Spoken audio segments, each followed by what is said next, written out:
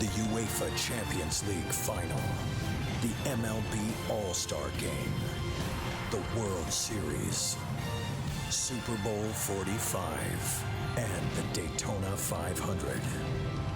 The world's biggest events are on Fox Sports. We are Fox Sports! NASCAR's newest title contender. Denny Hamlin, he's quickly become Mr. Monday, winning postponed races in Martinsville and Texas with surgery on his wounded knee in between. That 11 car is what everybody said put your money on. He's my man. Denny Hamlin wins. All we do is win. His third win of 2010. Let's go racing, boys. Monster Mile, here I come. Ready to roll in Dover, Delaware for 400 miles. Who's ready? This is a track full of surprises. You ready? Because I know I am.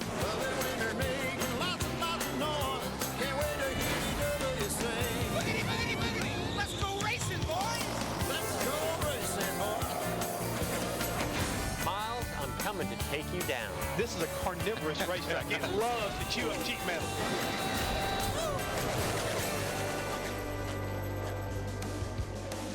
It is man and machine against concrete. This is the Monster Mile. Fox Sports welcomes you to NASCAR Sprint Cup Racing from Dover, Delaware, presented by Budweiser. NASCAR's hottest driver has never won here. That's how tough it is. Neither has the current points leader. He has the largest points lead of the season so far. But Jimmie Johnson has won 5 times at Dover, including the last 2. 400 grueling miles will decide today's winner. And the weather terrific. No rain in the forecast and cloud cover, temperature in the 70s. Our Hollywood Hotel on the scene. Along with Darrell Waltrip, Jeff Hammond, Chris Myers. And we're glad you're with us. And today's race marks the 1/3 point of the season as we work our way to the championship and the chase. What's caught your eye? I think Jeff Gordon, I think the frustration that he is feeling having the fastest car week in and week out and not being able to drive that thing into victory circle, that's something I'm really going to keep an eye on as we go forward here because I know how badly he wants to win. I think he's trying a little too hard. To me, it has to be the courage of Denny Hamlin. And this guy here is having a knee surgery. All the things have kind of gone on. He still performs. He's been able to suck it up and make it happen and put himself, I think, in contention to be one of the guys that can take down Jimmie Johnson. And we'll talk with Denny Hamlin and examine more of Jeff Gordon's problems, some of the hot headlines, the happening stories, NASCAR Hall of Fame opening up this past Tuesday in Charlotte. The inaugural inductions are scheduled on Sunday, a week from today, on Speed. Ryan Vickers will miss the race today, hospitalized due to blood clots in his veins. Casey Mears will fill in the 83 car. Vickers has been released from the hospital. We hope he's okay. Denny Hamlin on the hot streak, as Jeff just mentioned, winning 3 of the last 6 races. Meanwhile, Jimmie Johnson, 4-time champ, he's off a bit. A DNF last week. Martin Truex Jr. on the pole today in Dover, the site of his only Sprint Cup victory. And aside from racing, Kyle Busch on the pole for both the truck and nationwide series at Dover, taking the checkered flag in the nationwide race at Dover last night. And I am amazed. I know he's only 25 years old, but Kyle Busch, doesn't the guy wear out, especially when you get to grueling tracks like this? You know, these guys today are in so much better shape than we were 20 years ago. But, you know, the thing that worries me the most is mentally. You get out there, you run all these laps, and you're 3 days in the car, you're a little dehydrated, you're a little bit tired. I just worry about at the end of the race if you're as sharp as you need to be or could be. But, Darrell, you learn so much from running the races. I think that's another big plus for him. But the other part of that thing, when you talk about guys wearing down, think about the improvements in the cockpit and the hydration that everybody can get into. So I think they're much better off as far as that's concerned. True. All right, we're going to talk with Jimmie Johnson a little bit. Since the spoiler, Darrell, in the last 6 races, he has averaged a 15th place finish. You know, he's got to be wondering what the heck's going on. You know, a car came out of the infield last week and took him out of the race. And they're going to his favorite track, Lowe's Motor Speedway. He's also had some success here. That's a good pause, a dramatic pause. Plenty of history here in Delaware, our nation's first state, even when it comes to racing as well. Let's check in with the guys who, along with Darrell, will call the race from the booth. Mike Joy, Larry McReynolds. And Larry, congratulations, proud father, his 18-year-old son Brandon winning the UARA race in Rockingham yesterday. Well, certainly, Chris, a great win for the whole McReynolds family on a 1-mile super speedway, and here we are at another mile with the greatest view in all of racing. Yeah, the fans that sit here on the Monster Bridge over turn 3, look towards turn 2, see those cars lunge up off the hill, up on the straightaway. We talk about the big one at Talladega on the backstretch. Inevitably, we may see the big one in the concrete canyon we call the backstretch here at Dover. That's true. I'm going to keep a close eye on the Fords today. The Richard Petty Motorsports and Roush Fenway cars practiced really well. The Fords need a rebound. They could get it here. I like those Joe Gibbs Toyotas, the cars we've been talking about for the 6 races since we went to the conventional rear spoiler. You know, we're in the Northeast with the tightest population density of anywhere NASCAR races and the most avid love of sports. And that's a base hit. From the point, fires. Touchdown, Eagles. Wait a second.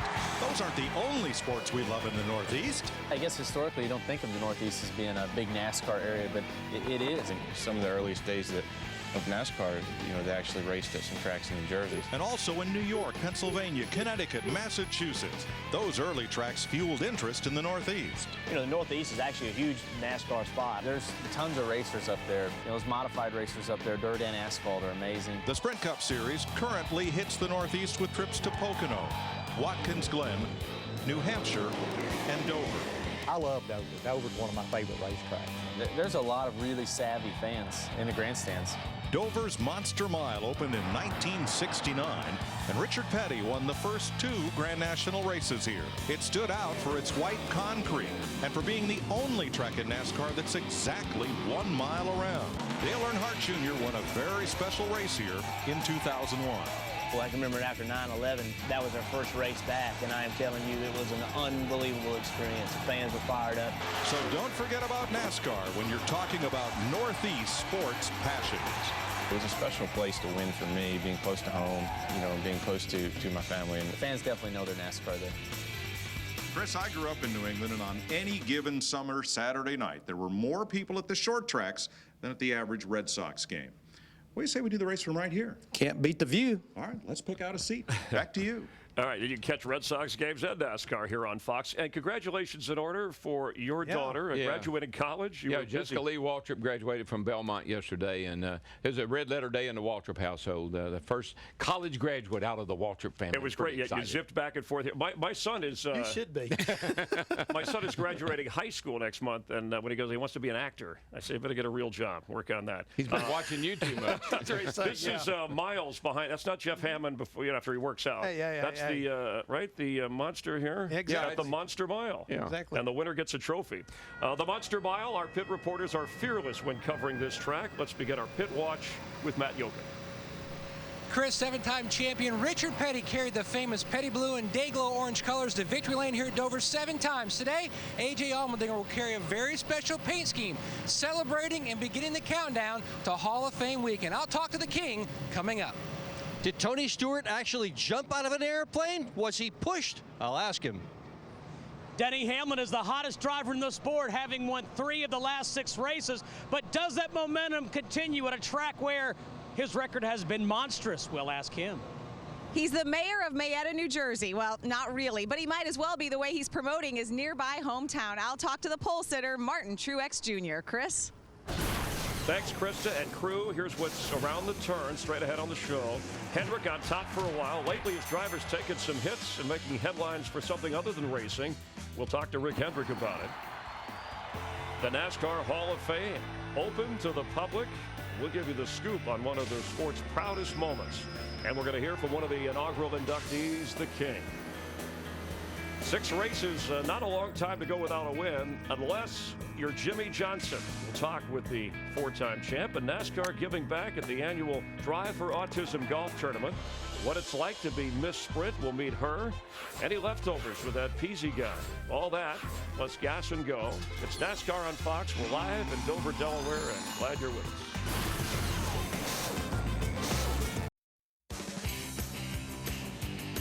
NASCAR Sprint Cup Racing on Fox, presented by Budweiser, is sponsored by Sprint, proud sponsor of the NASCAR Sprint Cup Series. You're watching Sprint Cup Racing, the countdown to the start of the race here in Dover, Delaware, presented by Budweiser. Every weekend when NASCAR hits town, it's more than just a race. One of the faces in the crowd, Miss Sprint Cup, and not just a pretty face. She does a lot more here. What's up, everybody? I'm Monica Palumbo, Miss Sprint Cup, and I want to take you on a day in the life with me. Come on. So I start out my day here at the Sprint Experience, and it's free for all the race fans to come out. We also have some racing simulators. And today we got Jimmie Johnson's championship trophy. All right, so when I'm at the track, I hang out here at the Sprint Experience, hang out with all the race fans. Next up, I hang out at the Sprint Fan View Hauler and sign autographs for all of the race fans. So I end my day here hanging out in the pits, tweeting and Facebooking for you guys, and also hanging out with some of the drivers. So I really appreciate you guys hanging out with me. We'll see you next time. She's got a lot of energy, and so does, and I'm lucky to have one of America's first 4G phones. It's the HTC Evo 4G, and only from Sprint. And the download speed 10 times faster than 3G. You can actually shoot live footage of your favorite driver and stream it on the web, and it's available everywhere June 4th. And go to Sprint.com for it. We're all Sprint users, proud Sprint users. Telephone. Yeah, okay. one here. Yeah. We'll hook you up with the latest, the 4G phone from Sprint. Usually at the track, when someone says loose or tight, it refers to the car's handling. But this week at the 9th annual Drive for Autism charity event, loose and tight might describe some of the golf swings. The NASCAR community gathering at the DuPont Country Club in Wilmington, Delaware, and nearly $500,000 raised for autism research and awareness. Hey, folks, we're here again at the Autism Tournament here in Delaware. Obviously a great cause, so everything we're doing is to help support autism. There's probably not a lot of things that I have on a schedule that I block off. It's just always a lot of fun, and just really glad to be a part of it. Raise awareness, raise money at the same time, also have a little bit of fun. It means a lot to get to be here, and the amount of money that the NASCAR community gets to raise for autism is pretty awesome. My goal, personally, knock the socks off of Jeff Hamlin. I'm trying to be a repeat winner. You hadn't even won one yet. And Larry Mack, have you even found your way to the green yet? Come on. I've only played 2 holes. I've already got enough golf balls to play the next 2 holes. I found 2 of DW's balls in the woods. Found it. Hollywood's bringing home the gold. And Krista, they're already giving you an advantage, darling. You're already up the ladies' tees. I'm hearing that Jeff Hammond uses the ladies' tees, too. Hey, folks, you know, about all I've seen out here today is bad golf. But it is for a good cause. It's for autism. And Hammond, I can't say on TV how bad he is. And Chris Myers wouldn't even show up. Too windy. Mess up his hair. Yeah, when I played last year. But he's got a nice phone. What do you think you played last year? No, when I played last year, somebody called me a hack, and I thought they were talking about my golf game. It was my TV work. I was highly offended. Okay. All right. Hey, but no, our camera crew, right? Pat Stevens and Drano were actually on the winning team. Oh, really? So that's good. You didn't know that? Yeah, that's good stuff. But our just director. goes to show there's cheating in golf, just like there is in Yeah, there is. Artie Kempner, our director, his wife Marcy, very active on the cause, and we appreciate all the people. We thank drivers who donated their time for the charity event. We also appreciate it, by the way, when drivers sit down for a little fun with a slice of Pizzi. Here's a collection. It's the final installment, the best and the rest of a slice of Pizzi.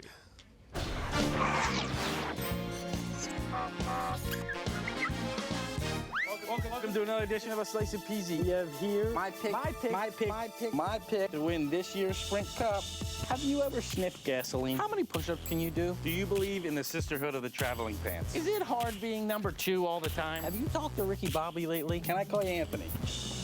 If you want to get your butt kicked. Why am I in this folding chair and I'm your guest and you get to have that really nice chair?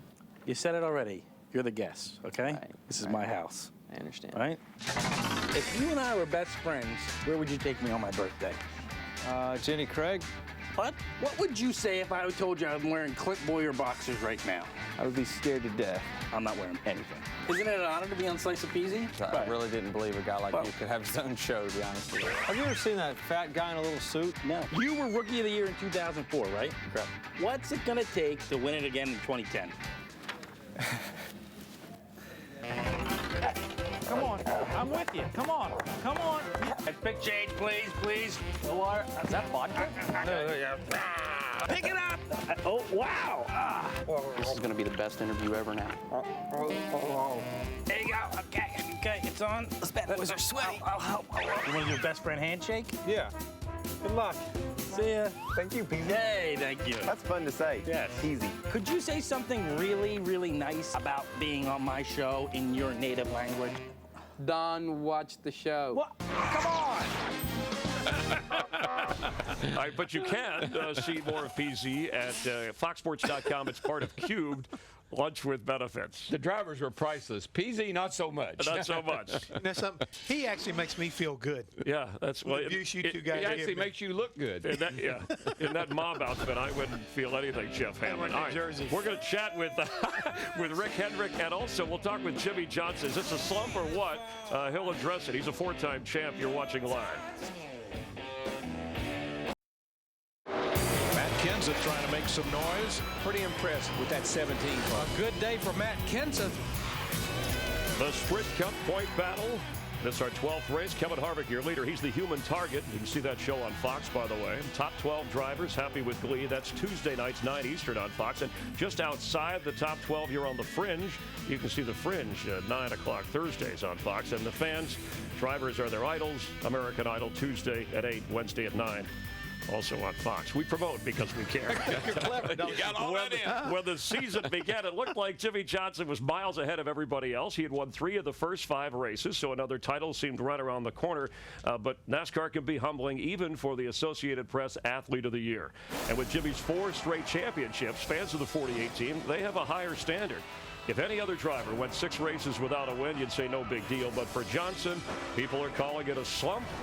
And we'll find out from Jimmie himself. He is joining us live, getting ready to roll here in Dover, where he's had great success. 300th career consecutive start. Congratulations on that, Jimmie. And how about it? I know you want to win every race, but how do you view this? Is it a slump, and how do you snap out of it? Well, you know, I look at the season and think that, you know, when you win 3 races in a year, it's not a bad year. So I think some people are overreacting. You know, it's only been 10 races into the season, and we've won a bunch. And when I look back at those races, I say, you know, we had a fast car. We ran in the top 2 or 3, but we weren't a dominant car. So I even look back at that and say, you know, we have some work to do. And we've been working on our cars and finding some new stuff and trying to find some speed with the Lowe's Impala. And I think we're close. You always want to be better, but this sport, it's a tough sport, and it doesn't matter what you did last year. What you did at the start of the year, it's what you're doing now. And we've had some bad luck here over the last few races. I felt like Juan and I changed sponsorships last weekend, and I was a target car because I was being hit by everything. But, you know, it's racing. We're working hard. We had a bad race at Talladega where we should have been, you know, finishing better than that. We raced well all day. Last week was last week. And then when I look at the spoiler, I know there's been some conversation about the wing versus the spoiler. And you look back to Martinsville, we tried stuff, it didn't work. Go to Phoenix, we led a lot of the race, finished 3rd. Go to Texas, almost won that race there. Another lap, we would have had it. You know, so we're well. We're not as bad as the headlines read. We always want to be better. And I guess I should look at all of this and say, you know, it's a compliment that people have high expectations for the 48 car. And we'll go out there today and see what we can do. You know, Jimmie, you mentioned the car coming out of the infield last week and taking you out of the race, and we're going to your favorite track, which was Lowe's Motor Speedway. Now it's Charlotte Motor Speedway. They've actually changed the name of the track. I don't know if that's in honor of you or not. You haven't heard a clank behind you lately, have you? I feel like it's really dark all of a sudden. I don't know if it's a black cloud above me or what, but you know, everything's great, man. We're working hard. If I look at the highlights of the season, obviously look at the victories, but when I look within that, I look at how great our pit stops have been, and the fact that we're driving some new technology. My teammates are competitive. They're bringing new stuff to the table. You know, we're doing good. I think we have all 4 cars in the chase right now, so there's a lot of good going on at Hendrick Motorsports. Well, Jimmie, you said it yourself. You're only as good as your last race, but here we're at Dover, one of the places you've really shined. How about your car today? Are you good enough today to go ahead and keep that streak alive? Man, I hope so. I think we hit on some things at the end of practice yesterday. The tire is different than what we ran last year, and it's amazing how much the tire can change the balance of the race car. And, you know, we were searching for some stuff yesterday, but that last run we made on stickers was really good, and I think this Lowe's Chevy's going to be hot today.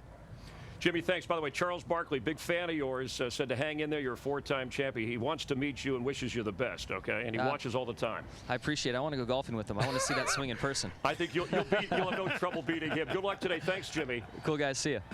All right, appreciate it. Jimmie Johnson will be watching closely when we continue. We're going to hear from Denny Hamlin a little bit later, and the pole sitter. Up next, a guy everybody's familiar with. Anytime you have the name King, he's in the inaugural Hall of Fame class. We'll talk with Richard Petty in just a moment.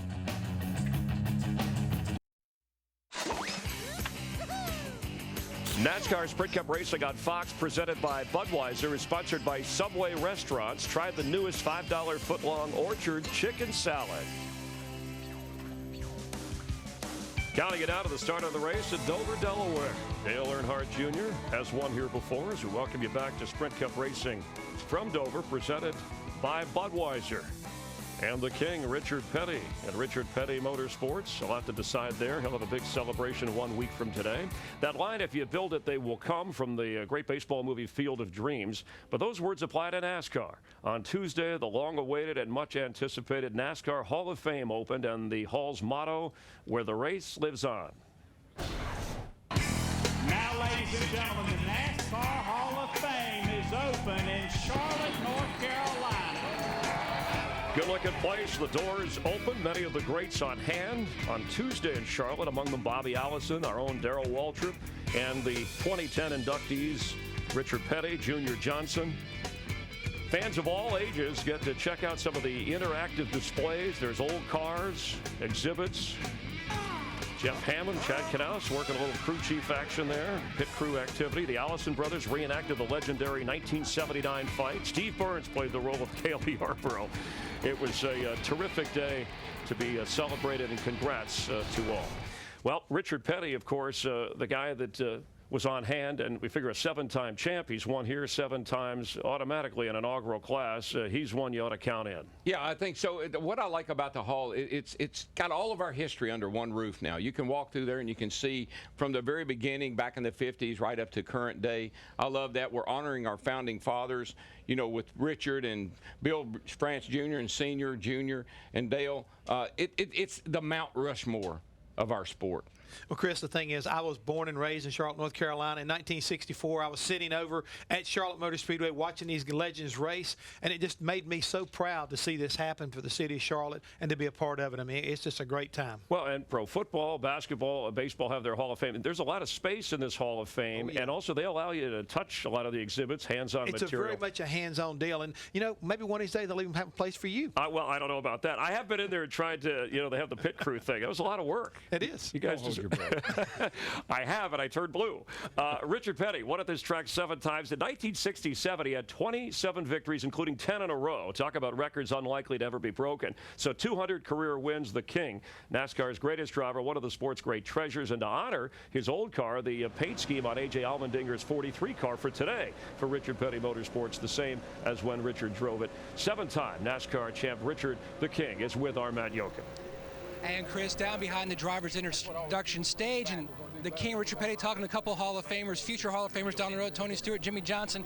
Richard, back in '92, your fan appreciation tour, will that carry over to next Sunday? Is that going to be a special part for you to also get back to the fans one more time? Yeah, it's almost a bigger deal. Okay, you know what I mean? In '92, it was, you know, putting 32 years behind you, and the deal coming up Sunday is bringing all those years back. And so it makes you feel good from that standpoint. You love this sport. No one is more passionate about NASCAR racing. For you, when you took the tour through the Hall of Fame, what was the most special to Richard Petty? Well, just going through the history part of it, you know, from 1949 to 1960 or whatever, and you see different things in there that remind you of another story or another something. And, you know, the problem is when I did go through, that's me. I mean, I'm a history, so most of that stuff that happened, I was there when it happened. No matter what part of NASCAR racing you love, there's something at the Hall of Fame just for you. Chris?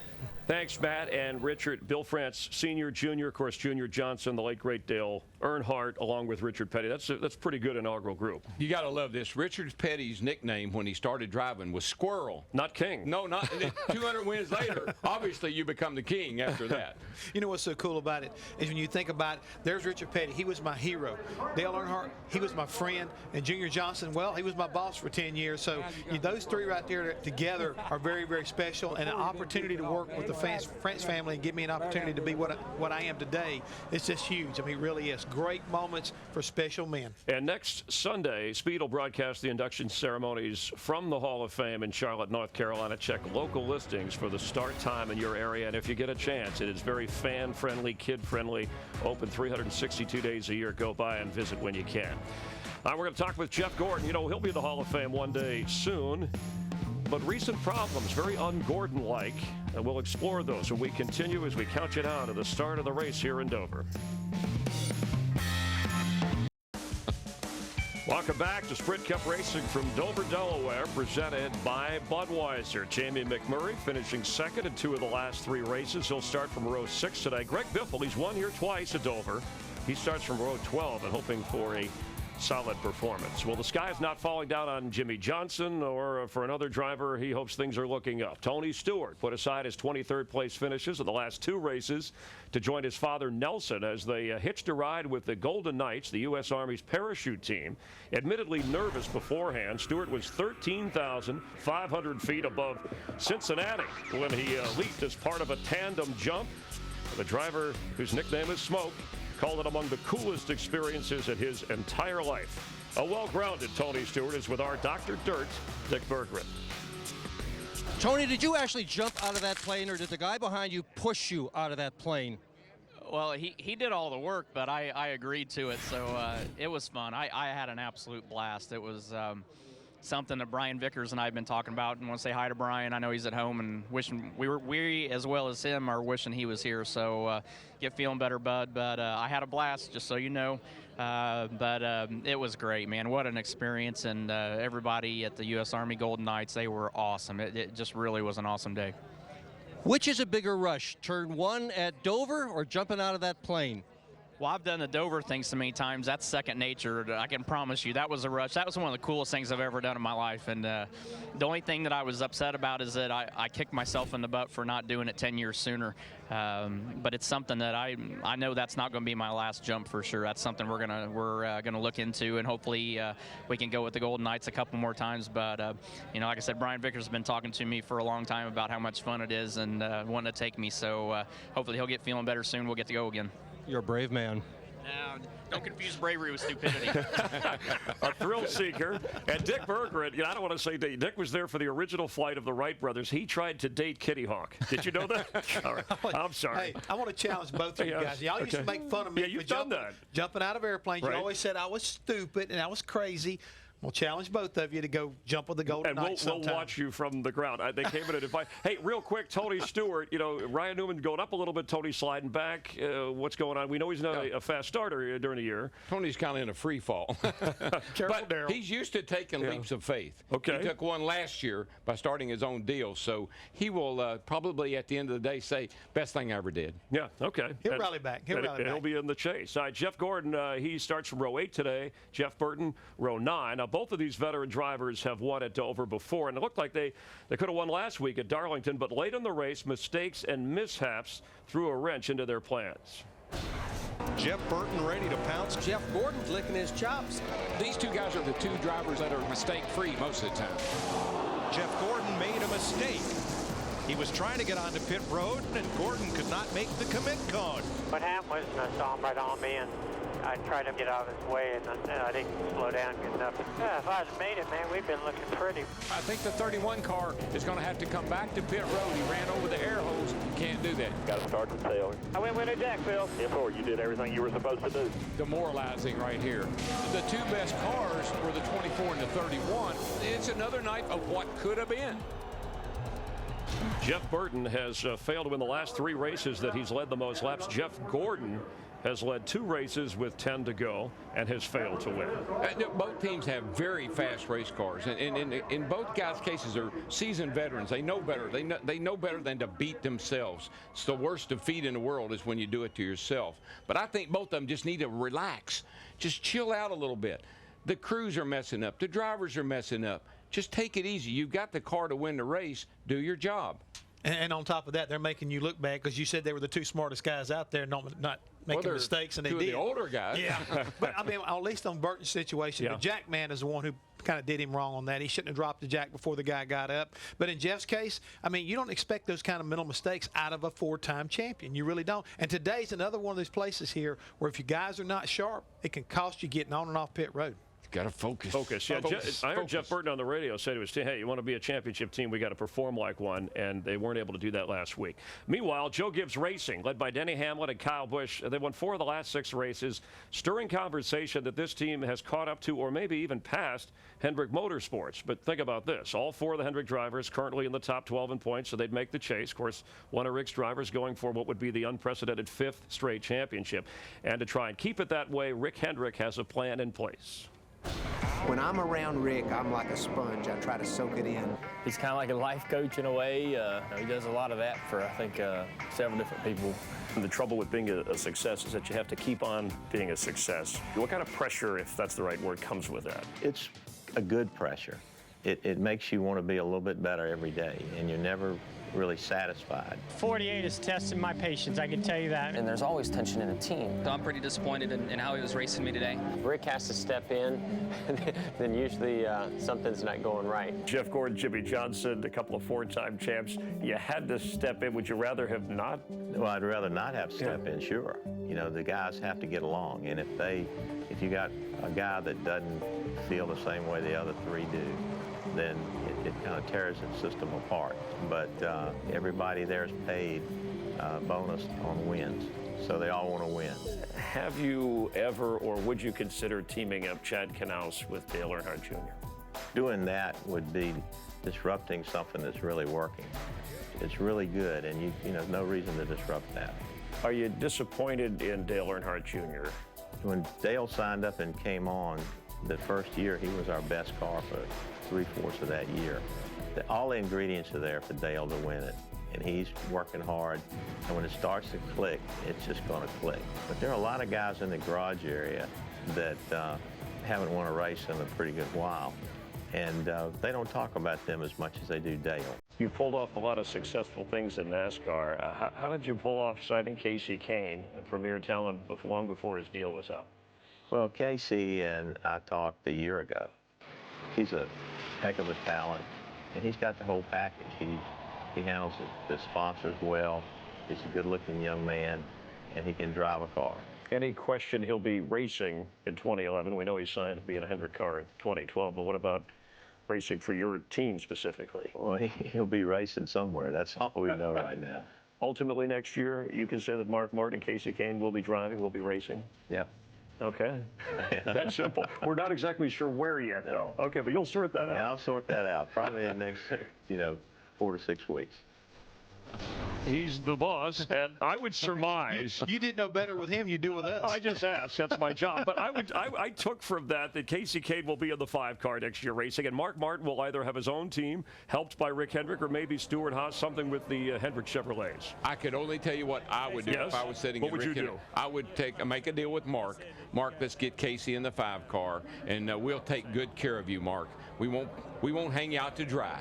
We'll give you a nice golden parachute and maybe put you somewhere else to finish your career if you'd like. And he did secure, obviously, Chad Knaus, Gustafson, the crew chief. So it's not just the current guys he keeps. He brings in a Kahne. He makes sure that he's not only successful now, but he's ready for the next round. Well, if you'll look at the way Hendrick Motorsports has operated in the past, since they've been in existence, from Jeffrey Bodine to Darrell Waltrip and Tim Richmond all along, they have put right drivers at the right place at the right time to continue keeping this place successful. And I think Rick Hendrick is probably one of the best visionaries out there of knowing how to do that. Get the right driver to go in the car today and look for the future. Both drivers are in their golden age. Kasey's 30. Mark's 51. That's golden years. All right, and Hendrick Motorsports, they've won 9 of the last 15 Sprint Cup championships.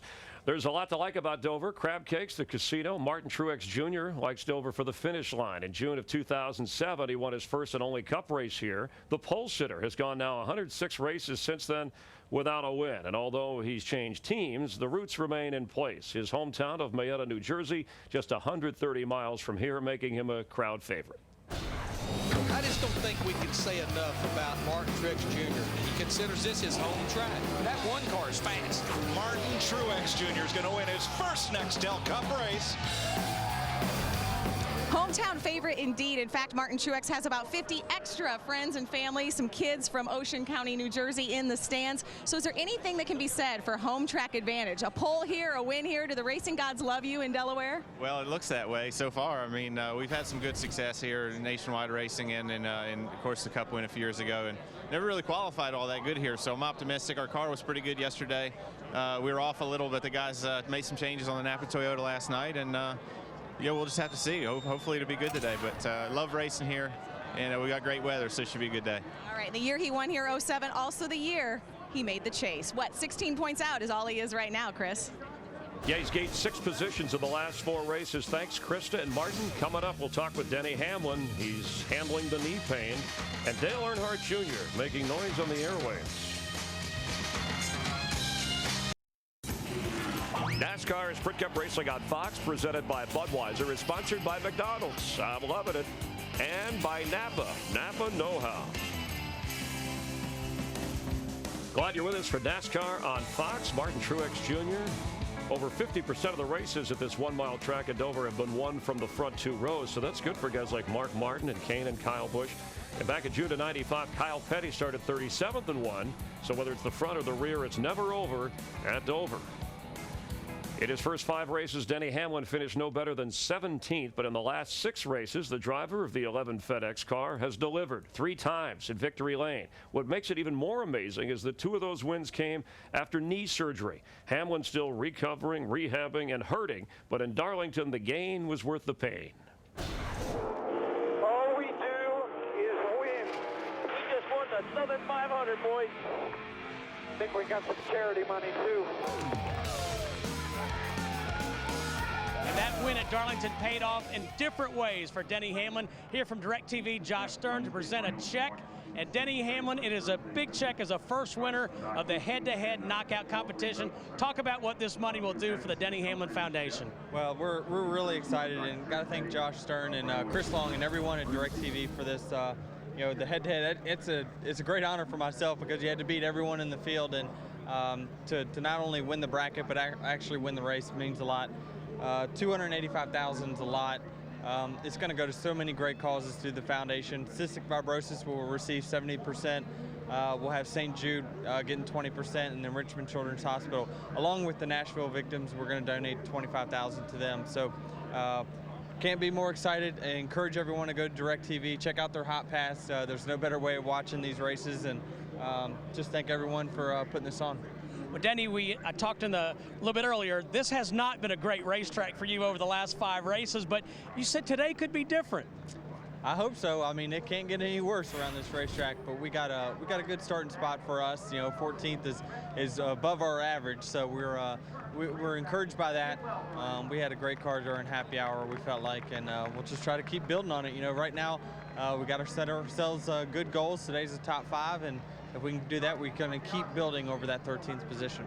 Good luck today, Denny. All right, thank you.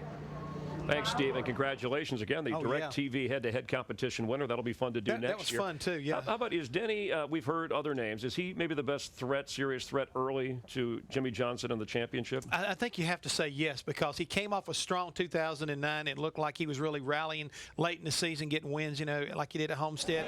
But right now, the strength of this team and the courage of this driver, you've got to believe he's got to be the top contender. Well, I want to, first of all, congratulations to him for winning the award there, but also for making that contribution to all my buddies back home in Nashville, Tennessee, all the flood victims. We still need all the help we can get. But one thing that Denny told me, last year when his grandmother passed, he found out, he said, I've got to win this race for my grandmother. It was very important to him, and he did. And he said, in the process, I found out I got a lot more in reserve than I thought I did. The end of these races, he's been able to turn it up a notch more than he ever thought he could before. He's been a little too conservative, but now he's going for it. Well, I got news for you. You talk about going for it yesterday afternoon. A lot of things kind of got out of control. In the nationwide race? In the nationwide race. I mean, it was pretty wild. Late in the race, restart. He gets in the back of the 21 car, Clint Boyer. He's able to continue. You see Clint's got damage to his race car, but he got it repaired, and he came back out and said, hey, remember me? He turns right up into Denny, basically takes the left front fender off the car. So some good hard-nosed racing right there between those two guys. Yeah, we might see more of that today. Oh, I think we will. And Denny starts from row 7 here in just a few moments. The fans of Junior Nation are getting restless. NASCAR's most popular driver has won just once in his last 145 races. And in Earnhardt Jr. years, that must seem like a lifetime. While he's been able to work his way back into the top 12 in points, there's enough material here for hours on Sports Talk Radio. For Junior and his crew chief, Lance McGrew, though, the radio during Darlington drive time wasn't exactly easy listening. I don't like the way it drives. We've changed everything, Dale. We've changed left rear air, right front air, track bar, wedge. Man, I don't get much information in here. There ain't a lot of times when I can talk to you. Ain't got no damn big screen in here, no laptop to watch. You usually know everything that's going on, so. Hell, I don't know what y'all doing to the car all damn race. That's because you don't really need to be worried about it. That's my job. Yeah, but I don't think I'm smart enough to help you. Do we not do a good job of usually making it better? First 2 stops, I thought, but we didn't from there. Once we put 2 tires on it, I ain't like it since. The nature of the beast here, bud. We can't get 4 and go to the back every time. All right, mister, I got a damn line for everything. What, does that bother you because you do too? No, I just want to get better. Well, you didn't get better. That was under caution. That should be on Fox Sports Radio. That was entertaining. No, what are you laughing at? It sounds like me and you. It sounds like a driver crew. You know what I like? Is that common? No, but he wasn't mad. Okay. He wasn't cussing. He wasn't happy. He wasn't raising Cain about the crew. That's Dale Jr. I've heard he and Tony Jr., his former crew chief, do that week in and week out. That's just the way Dale Jr. communicates. Kind of sarcastic, but it works for him, and it relieves tension for him. Well, and Larry McReynolds said in the broadcast, if you're going to be his crew chief, you got to have thick skin. Meaning, well, you just don't take this stuff personal. I mean, that's the thing that Lance needs to understand, that's what his job is to have that driver sound off on him, give him enough information back where you kind of keep him calmed down. But if he wants to blow a gasket, you're there to receive it. That's your job. Does Lance McGrew understand? I mean, are they on the same wavelength? Are you getting that? You know what? I don't. The body language. You know me. I'm a body language kind of guy. And I don't see them hugging each other. They're sort of back to back. One's looking one way, one's looking the other.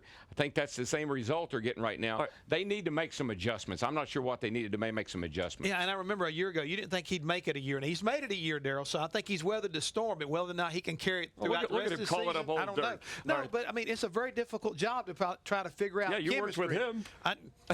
Quit reminding me. All right, Junior starts 27th today. Let's check our Fox News Watch. Jeff Gordon, Jimmie Johnson, they were both served subpoenas this week. They'll be deposed by Jeremy Mayfield's legal team regarding that lawsuit against NASCAR.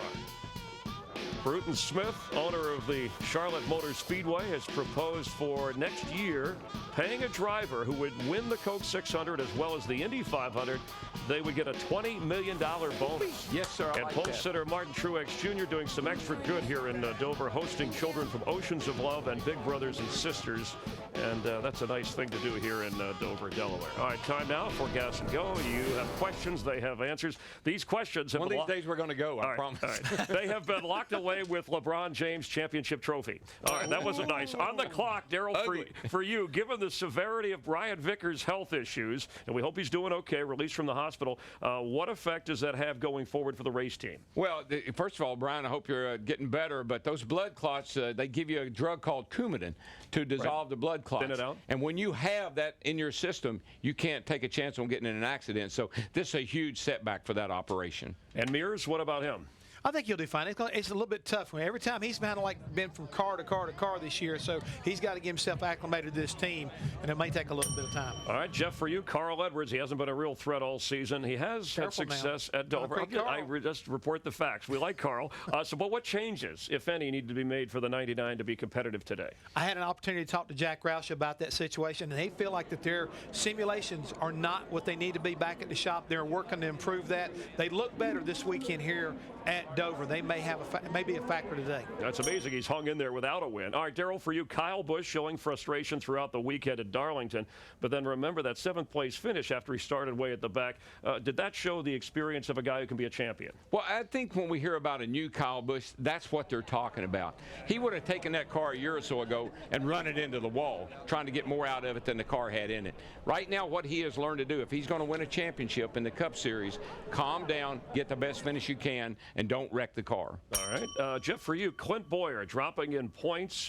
He's finished 23rd or worse in 4 of the last 8 races, so he's now 15th in points. Obviously, he wouldn't make the chase. What needs to happen here to get it in gear? He just needs a little bit of luck to go along with this team. I think they're starting to figure some things out. I would not push the panic button on him yet. All right, quick and to the point. Jeff, this is for you, Daryl. Jeff Gordon has been putting on dominating performances, but without the wins. Does he have a chance at the championship in terms of, you talk about, easing up a little bit, but he's a guy, it's late in the game for him. Listen, there's no greater driver out there than Jeff Gordon. He has the experience. He and Steve Letarte right now are making great calls on the car. The car is running fast. That team will be, you want to know who's going to challenge Jimmie Johnson, it will come from within, from that guy right there. From Jeff. Yeah, all right. Took Jeff, you a long time to get there. It's Brad Keselowski. Building a good case. And we saw Brad Keselowski at dinner last night. It was nice Yes, we chatting. did. His first Dover Cup race. He's been improving on the track. So what do you expect from him today, and what should he be worried about? Well, right now, he told me his car was not exactly like he needed it. He said, I can free it up a little bit, Jeff, and make it faster, but then it becomes a handful. I looked at him today just to try to get laps in here and have a solid finish. Okay. How'd you like that name dropping a little bit? Okay. Daryl, who do you think the fans will vote into the All-Star race? Some of the big names that aren't yet in. You got Biffle, you got Burton, you got Boyer, Edwards, Montoya. Who gets voted in? It'll either be Montoya or Jeff Burton. That'd be my two picks. Okay. I like Cousin Carl. All right, that's right. And I just wanted to throw in, we have our points leader, Kevin Harvick, who starts 30th. Seems like it doesn't matter where he starts this year. He's been able to hang in there in a big year with a sponsorship, and maybe he hopes to re-sign with Richard Childress Racing. How's he able to do it? I think because of the fact this team right here is working in championship form. They take a race car that's not good, and they figure out how to score points and get up there in the top 10 by the end of the day. I think he's going to stay at Childress. I think they're trying to attract a sponsor. Leading the points and getting good finishes is a great way to do it. Yep. All right. We thank you, as always, for joining us. Very nice to be here. We appreciate you putting up with us. Have a good time up in the play-by-play booth. The Monster Mile. You'll hear his voice of passion. I'm going to go eat some crab cakes. All right. No concrete. No concrete. We'll get Jeff's crew chief pointers to watch for in just a moment as the drivers are getting ready to start 400 grueling miles on concrete. You see the weather in the background. There's Richard Childress and Rick Hendrick. You're watching NASCAR on Fox. Fox NASCAR Sunday and the Autism Speaks 400. Glad you're with us in Dover, Delaware, and the Dover Air Force Base nearby. In fact, we had members of the 10th Mountain Division from the U.S. Army drop by at the Hollywood Hotel that are here, excited to watch a great race on the Monster Mile.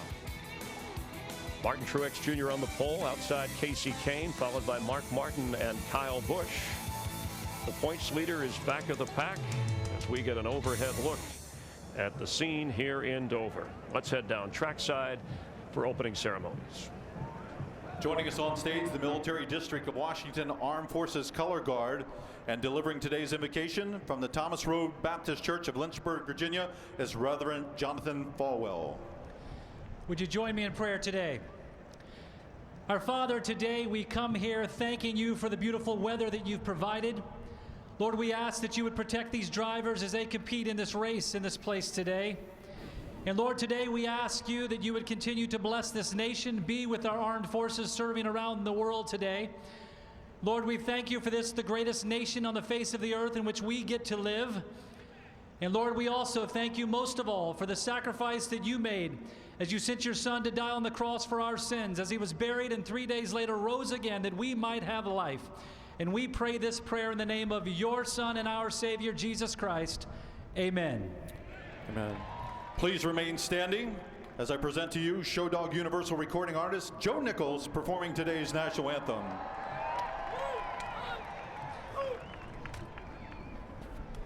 Oh, say, can you see by the dawn's early light what so proudly we hailed at the twilight's last gleaming, whose broad stripes and bright stars through the perilous fight o'er the ramparts we watched were so gallantly streaming, and the rocket's red glare, the bombs bursting in air, gave proof through the night that our flag was still there.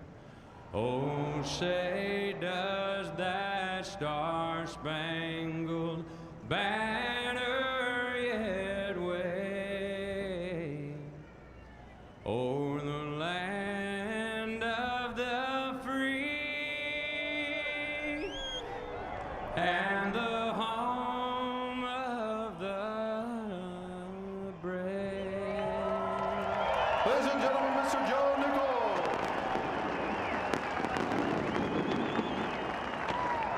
And if you're just tuning in, remember Casey Mears stepping in for Brian Vickers in the 83 car. Vickers hospitalized, out of the hospital now We wish him a speedy recovery.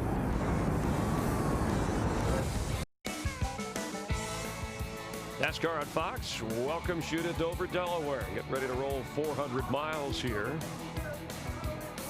Tony Stewart hoping to snap out of his slump after skydiving this week with his dad. Matt Kenseth, the former champ, can Ford get into victory lane? They have been unable to in the first 11 races. And Dale Earnhardt Jr. starting 27th, equaling the furthest back he has started this year. And we'll be watching Jeff Burton, Jeff Gordon, and our own Jeff Hammond on the Verizon checklist, things we should watch closely. Yeah, today we're going to be looking and saying, how do you wind up winning this race? And this is what it's going to take, folks. If you want to wind up winning here at Dover, you've got to be able to control the landing of this race car. When it gets down in this corner, you need for it to settle down so you can put the power down through the center and really get yourself launched up off of these corners, down these straightaways. Today, the guy who can do this the best, well, he's going to wind up going to victory lane. That's as simple as I know how to make it. Now, that's in practice there, so it's a little bit, you have more space, more room. Other cars get in there, it's a different story. It's going to be a little bit more congested when they drop the green flag here today with 43 guys out there trying to make it happen. And Joey Logano, last year in the fall race here, he starts 18th today. He had that barrel roll that seemed like, I asked him about it, he said it seemed like it would never end, and it does rattle you a little bit. Physically, he was okay. You wonder if something like that, coming back to this track, can hang with a young driver that I have a little mishap, but it collects cars and I go airborne. Well, I think he can kind of shake that off. You saw Greg Zipadelli, his crew chief, reaching inside there, and those two guys, that's the last little bit of a pep talk he gets from him, at least without a lot of noise in his head. So I think he's going to do fine. We'll look for the Gibbs cars to be strong. Now, over the years, they've made some changes to pit road here, and still an issue entering pit road, but talk about the advantages, disadvantage for certain teams. Well, the guy who's on the pole right now, Martin Truex Jr., he's got the best pit position, and it's still going to be a difficulty getting on the pit road, and it's still a narrow pit road on top of that. Concrete is what it's all about. They say it provides a more consistent surface. Will it provide a consistent race? Sit down there and hear those words we always like to hear. Richard Petty won the inaugural 1969 race here at Dover and then went on to win 6 more times. Next Sunday, May 23rd, he'll be part of the first class inducted into the NASCAR Hall of Fame. And now for those most famous words in motorsports, the King, Richard Petty. Gentlemen, start your engine.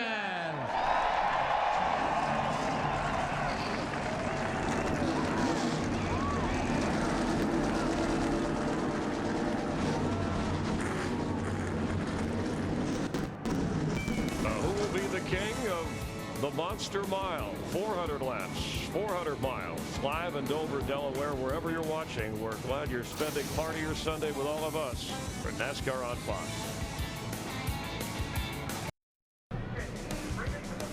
Miles the Monster, symbolic of the concrete canyons of Dover International Speedway. The gray is the gravel of the horse track.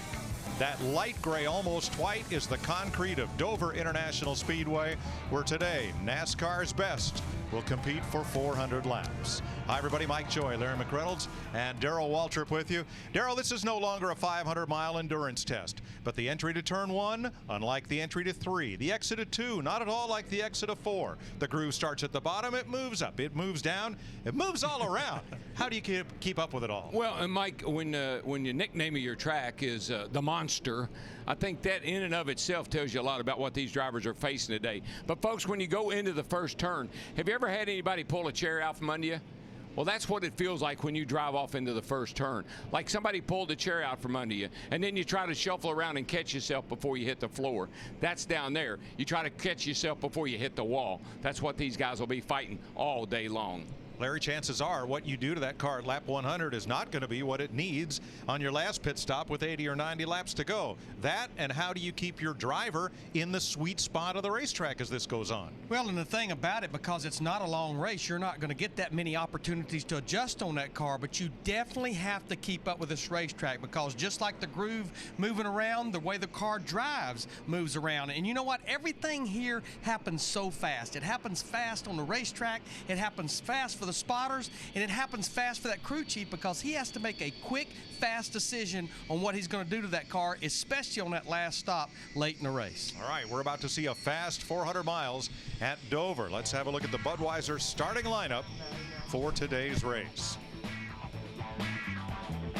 And as we do, let's check in with our pole sitter, who's a past Dover winner. And Martin Truex, it's a DW in the Fox Sports booth. You got a copy there, buddy? Got the DW, go ahead. You know, Martin, you've got a win here, and you're on the pole today. This concrete must fit your driving style pretty well.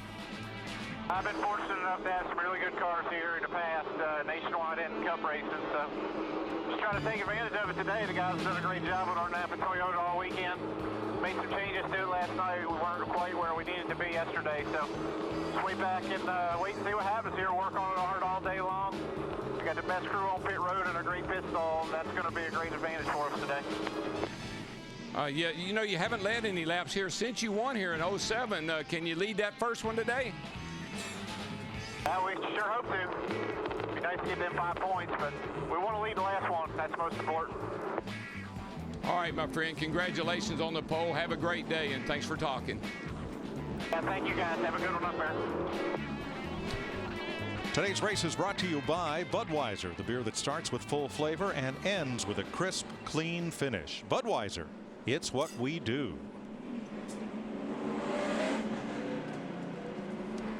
Let's take a look at our FedEx Understanding the Race season. The trends are the patterns of our 9 spring races here of NASCAR on Fox. First caution, average lap 18. Only 3 times in those 9 races did we make it past lap 20. The longest green flag run, average 118 laps. We at least see 1 to 2 green flag pit stops.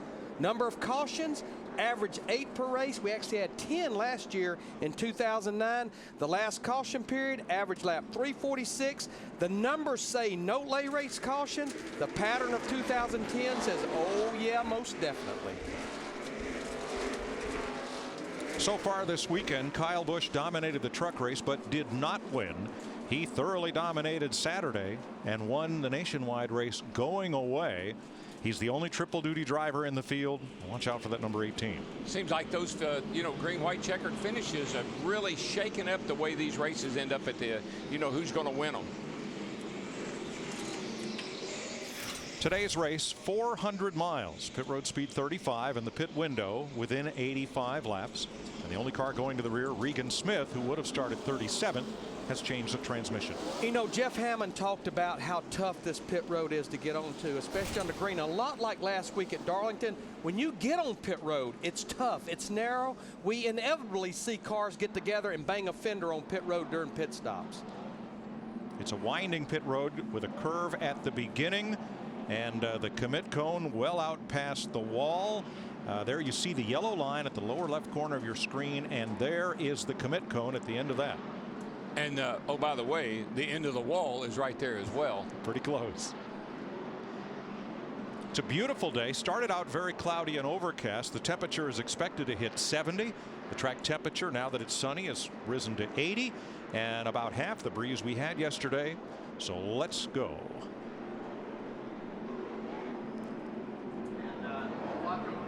We're coming to the green flag. Here we go. DW, we've already had our crab cakes. What do you say let's partake in a little concrete? But the thing I'd say, reach up there and pull those belts tight one more time. Well, those crab cakes could be like dessert, Larry. We're getting ready to go racing here, folks. Flagman's got the flag here. He's getting ready to throw the green. Let's see, we're coming. We're coming. Be nice, guys. Be nice. Green flag in here. Boogity, boogity, boogity. Let's go racing, boys.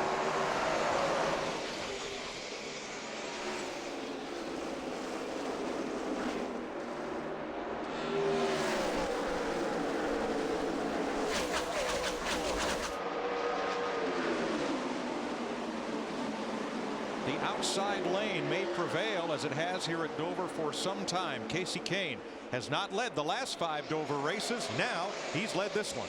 And Martin wasn't able to win that, lead that first one. I know he's disappointed. Maybe he can fight back here on the inside, coming up off 2.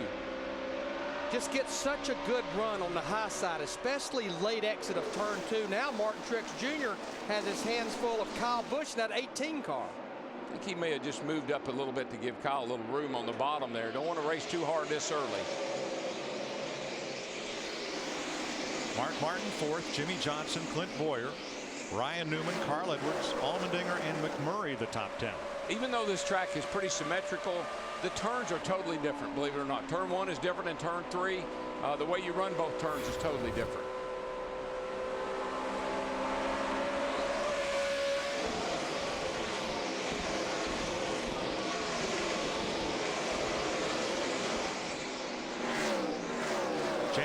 McMurray, A.J. Allmendinger side by side for 9th place. They've run a whole lap side by side with David Rudeman looking in.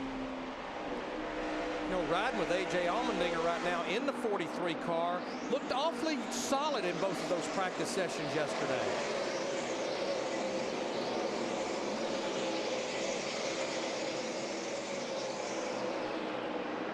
That battle won't quit. It's the best one on the racetrack. And they have company. Here comes Rudeman, Hamlin, and Kurt Busch right on the bumper. You know, we've run 5 laps, and in 5 laps, that's a pretty good time that you're going to start talking to your crew chief about what your car needs already in just in that short period of time. Well, Darrell, I think the track is different from what they had yesterday in those 2 practices because we had the 200 laps of Nationwide Series race. I thought Allmendinger was going to clear the number 1 of McMurray. It didn't happen. And now they've brought Jeff Burton into that battle and Joey Logano. Yeah, I honestly believe while they were running side by side that they have been holding these cars up behind them. Well, you know what? When you're behind 2 guys running side by side, you got to be real careful because it's easy to make contact on that corner exit here. Got to give yourself a little escape room if something happens.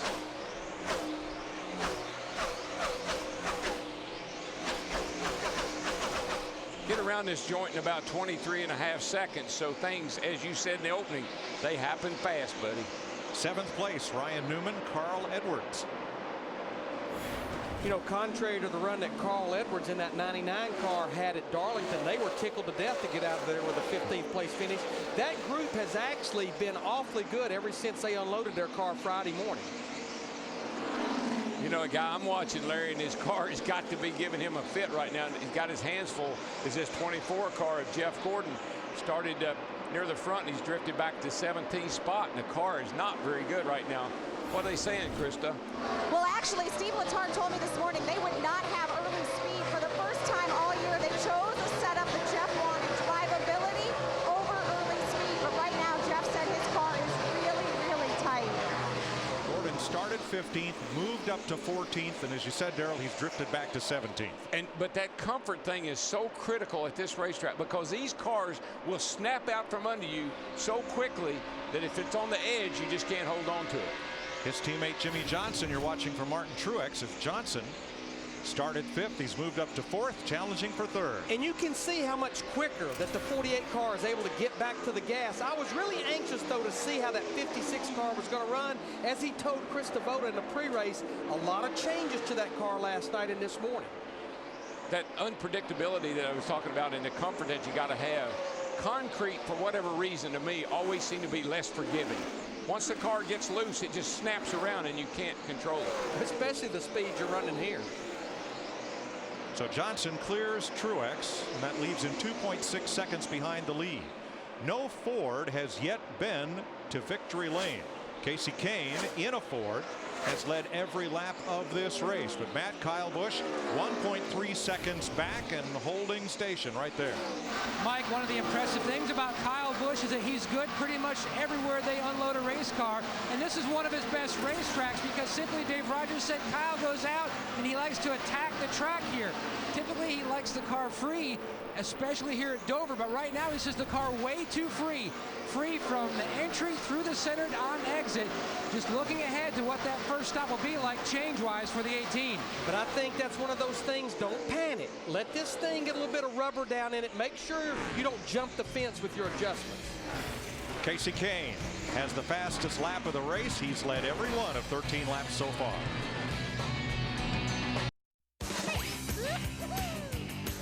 NASCAR Sprint Cup Racing on Fox, presented by Budweiser, is sponsored by Toyota. By Sprint, proud sponsor of the NASCAR Sprint Cup Series. And by Aflac.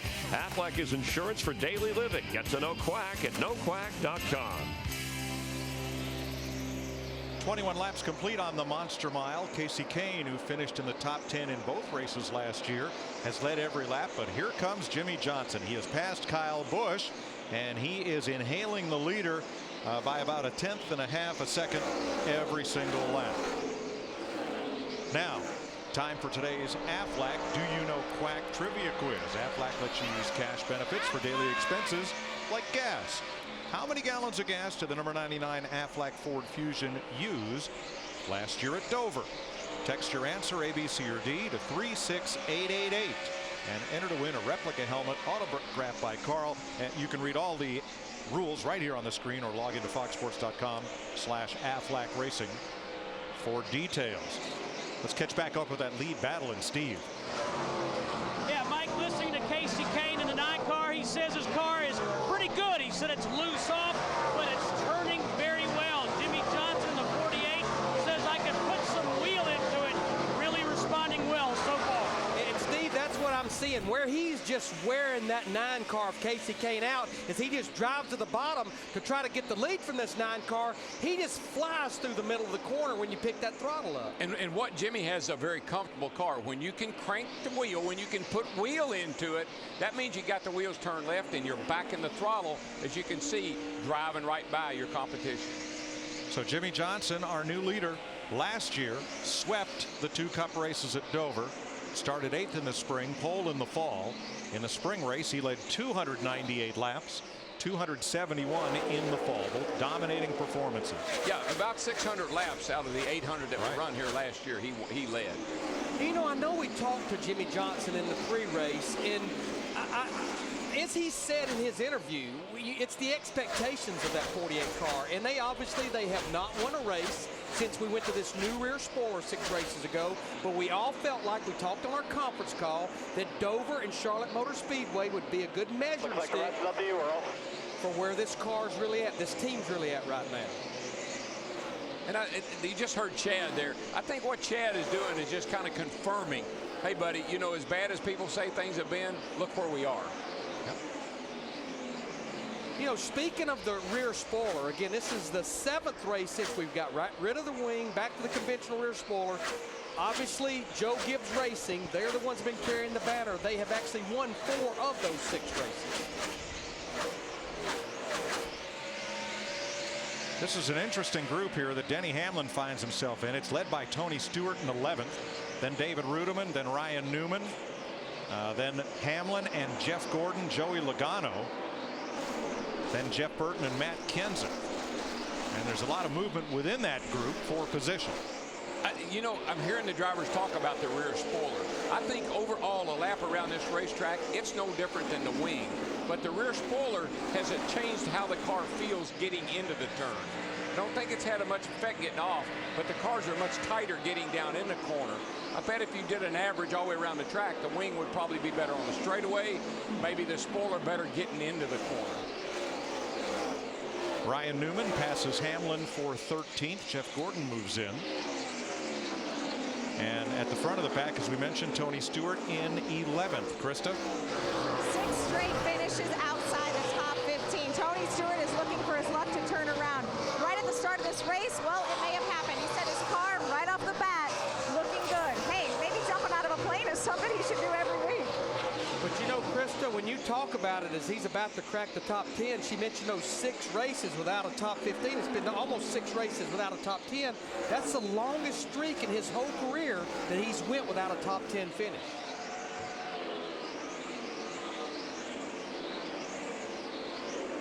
Ryan Newman on the move.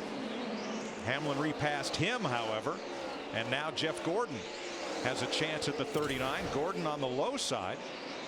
Newman gained a spot, gave a spot, then 2. You know, something I'm noticing is the 20 car of Joey Logano there right behind Jeff. Joey moved up and let Jeff go in front of him. I mean, he gave him the line. Joey has since then just running his tire tracks. Young guy learning how to get around this racetrack from somebody that's led a bunch of laps around here, Jeff Gordon, a veteran.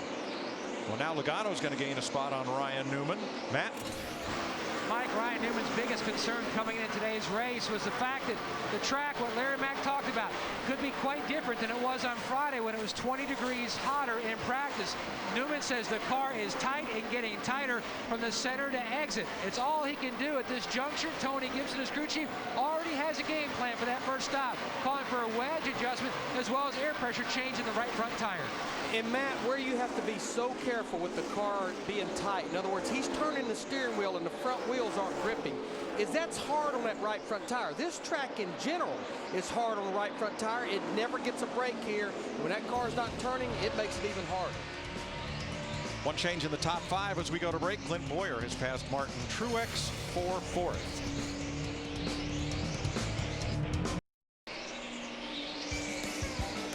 "42 laps complete at Dover International Speedway. We've been caution-free. Jimmie Johnson took the lead from Kasey Kahne at lap 25 and has not looked back. Jimmie now owns a 1.6-second lead. Kasey Kahne remains strong with the Budweiser Ford in second. Working a little bit of traffic there.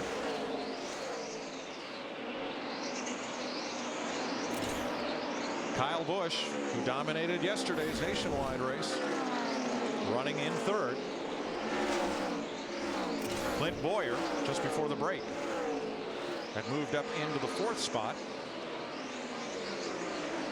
And our pole sitter, Martin Truex, has now dropped to 5th place. You know, Mike, Mark Martin running in 6th spot there. Always keep an eye on Mark, because Mark sort of sets the pace as far as I'm concerned. He's just racing right now. He's racing amongst with himself. He's putting down good solid laps, keep the leader in sight, and know that there's a little bit left in that 5 car. And I possibly think that might be what's going on with Kurt Busch in the 2 car. Started back in the 12th position. He's moved up to 7th, and I'm watching his lap times. He seems to be mirroring, or actually maybe a little better than our leader Jimmie Johnson in the 48. A.J. Allmendinger running King Richard Petty's iconic Petty Blue and what was STP Red paint scheme to celebrate the King's induction into the Hall of Fame next week. Thanks to sponsor Best Buy for covering up the green with all that Petty Blue and Day-Glow Red. It sure looks great to see the King's colors on the 43 this week. And Tony Stewart, who jumped out of a plane. Okay, maybe he was pushed, but had some fun with the Army Golden Knights parachute team this week. Stewart not in free fall. He started 16th. He has moved up to 9th. And Jamie McMurray just took over the 10th spot, fishing for a win here at Dover. And having started 9th and just fallen to 11th, Carl Edwards last year used how many gallons in his Aflac Ford Fusion at Dover of Sunoco race fuel? Answer is C, 100. Your mileage, I hope, is better. These cars get about 4.3 to 4.5 miles to gallon. It may vary depending upon conditions. Right. And these cars hold about 19.5 gallons of fuel in the fuel cell in the trunk area. There's David Rudiman running in 12th place, just ahead of Denny Hamlin. They have pretty much been nose to tail these entire 50 laps, working a little traffic, gaining a few positions, but not yet fighting among themselves. Denny Hamlin here, we're riding with him there in the 11 car. He's running about where he started. He started 14th. He's running 13th. Not making a lot of noise yet, as we're well past halfway through this fuel run. The same could be said of Jeff Gordon, who got up to 14th, back to 17th. Now he's up to 14th again. Krista. Well, Mike, as I mentioned, this is a Plan B setup, and it's all because of turn 3 and happy hour. Jeff Gordon was so unhappy with the way the car was handling in the bumps in 3. They went to their backup plan, and Steve Letarte knew they'd probably have to sacrifice early. Here's what Jeff said on the radio. I mean, I just don't know what to tell you. I'm sliding the back end, then I'm pushing the middle. I go to pick up the throttle, I'm a little bit tight, and just bringing the back end around. Step forward, step forward. We need more front grip all the way through the middle, but we can't get the back any looser in. I got it. 6th place. Kurt Busch moving forward. Mark Martin still running about the same lap times. Kurt picked it up a notch. But listening to Jeff Gordon and Steve Letarte, that's the word, the key word when you're here is grip. You're always looking for more grip. And what you've got to be careful, if the car's pushing or sliding the nose, that means the front wheels aren't gripping. You've got to do something to make those front wheels grip and not unhook the rear, and vice versa if the car's loose or the car's coming around. Sam Hornish has hit the wall in turn 1, and caution waves for the first time today. Clear right there. I'd gotten a report. Caution here, bring it on down pit road. I talked about Ryan Newman. I got a report a little bit ago that Sam Hornish, the 77 car, his car was pushing. That abuses the right front tire. Looks like to me possibly he blew a right front tire. Now he'll be right in front of race leader Jimmie Johnson coming down toward turn number 1. You'll most likely 3 cars ahead, and there he goes. You see that right front definitely went down as he entered turn 1 there, and it shot up the hill into the wall. Hornish qualified well. He started 10th and is now a lap down 35th as he makes his stop under caution. That caution was a huge break for cars like Dale Earnhardt Jr., Brad Keselowski, Montoya, our points leader Kevin Harvick. They were not that far out in front of our leader Jimmie Johnson.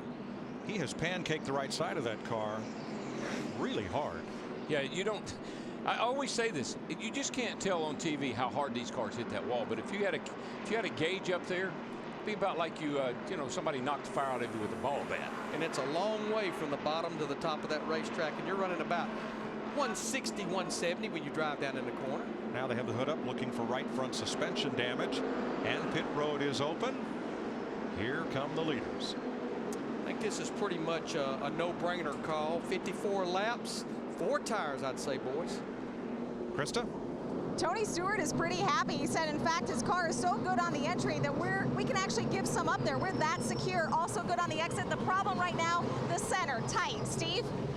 Krista, Jimmie Johnson in the 48 is happy with his car. The problem for Kasey Kahne there, you see in the middle, is that his shifter lever seems to have been broken. They're going to try to rig something up to help Kasey Kahne, Matt. Clint Boyer will have to go out around the 56 of Truex. Slight chassis adjustment. The car just a tick on the tight side. They didn't want to over-adjust on this 33 machine. Good stop so far. He's away. Jimmie Johnson, Kyle Busch lead the charge off pit road. But I could see Kasey Kahne in the 9. Once he left his pit box, he couldn't get the thing going and got bogged down. Then he got blocked in for the most part. That's on pit road right there. Those guys running all over each other. 55 laps complete in the Autism Speaks 400 presented by Hershey's Milk and Milkshakes. Kasey Kahne had a lot of help on the pit stop, including fixing that shifter lever, but NASCAR now reports he had 8 men over the wall instead of the allowed 7. He was able to stay on the lead lap.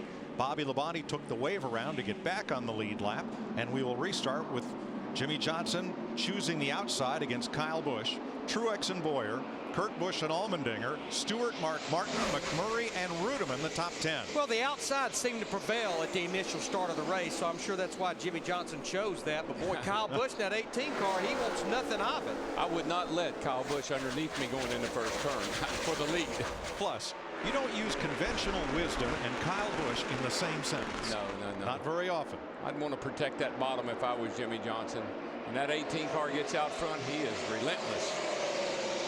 4th place to Kurt Busch against Truex. Here's Mark Martin battling David Reutemann. This is for 9th. You know, the group that had an awesome pit stop that time was Tony Stewart in that 14 car. They had a great pit stop, and they had no issues getting on and off pit road. Stewart now 7th.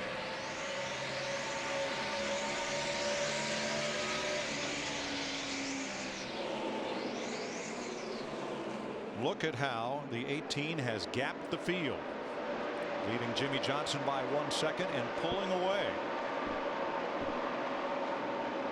Shifter troubles. Jeff Hammond.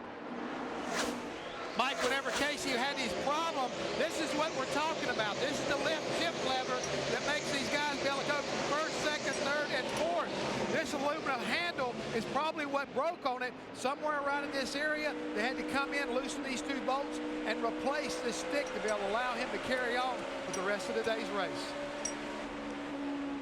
Thanks, Jeff. See that happen occasionally. Guys get carried away. They thin that thing down. It's weight, so they try to thin it down. Say, well, he doesn't need it that much, but they don't realize how hard a driver has to shift that thing when he's changing gears. You don't figure how important it is. You don't have it there to use. That's right. I've come in before and handed it to him. Here you go. Lighten it up some more. 11th place, Reutemann, Gordon, and Allmendinger passing Kurt Busch, or other way around, passing Kurt Busch back to regain 4th spot. Fastest car on the track right now. But definitely since this restart, A.J. Allmendinger in that 43 car, he's gotten past a couple of cars. He passed Truex Jr. in the 56 just a couple of laps ago, and then gets by Kurt Busch in the 2.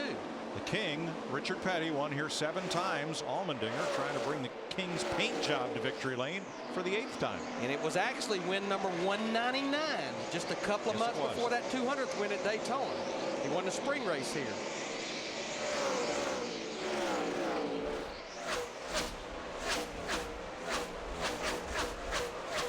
Back in 16th place, Ryan Newman has had his challenges today in the 39. Matt?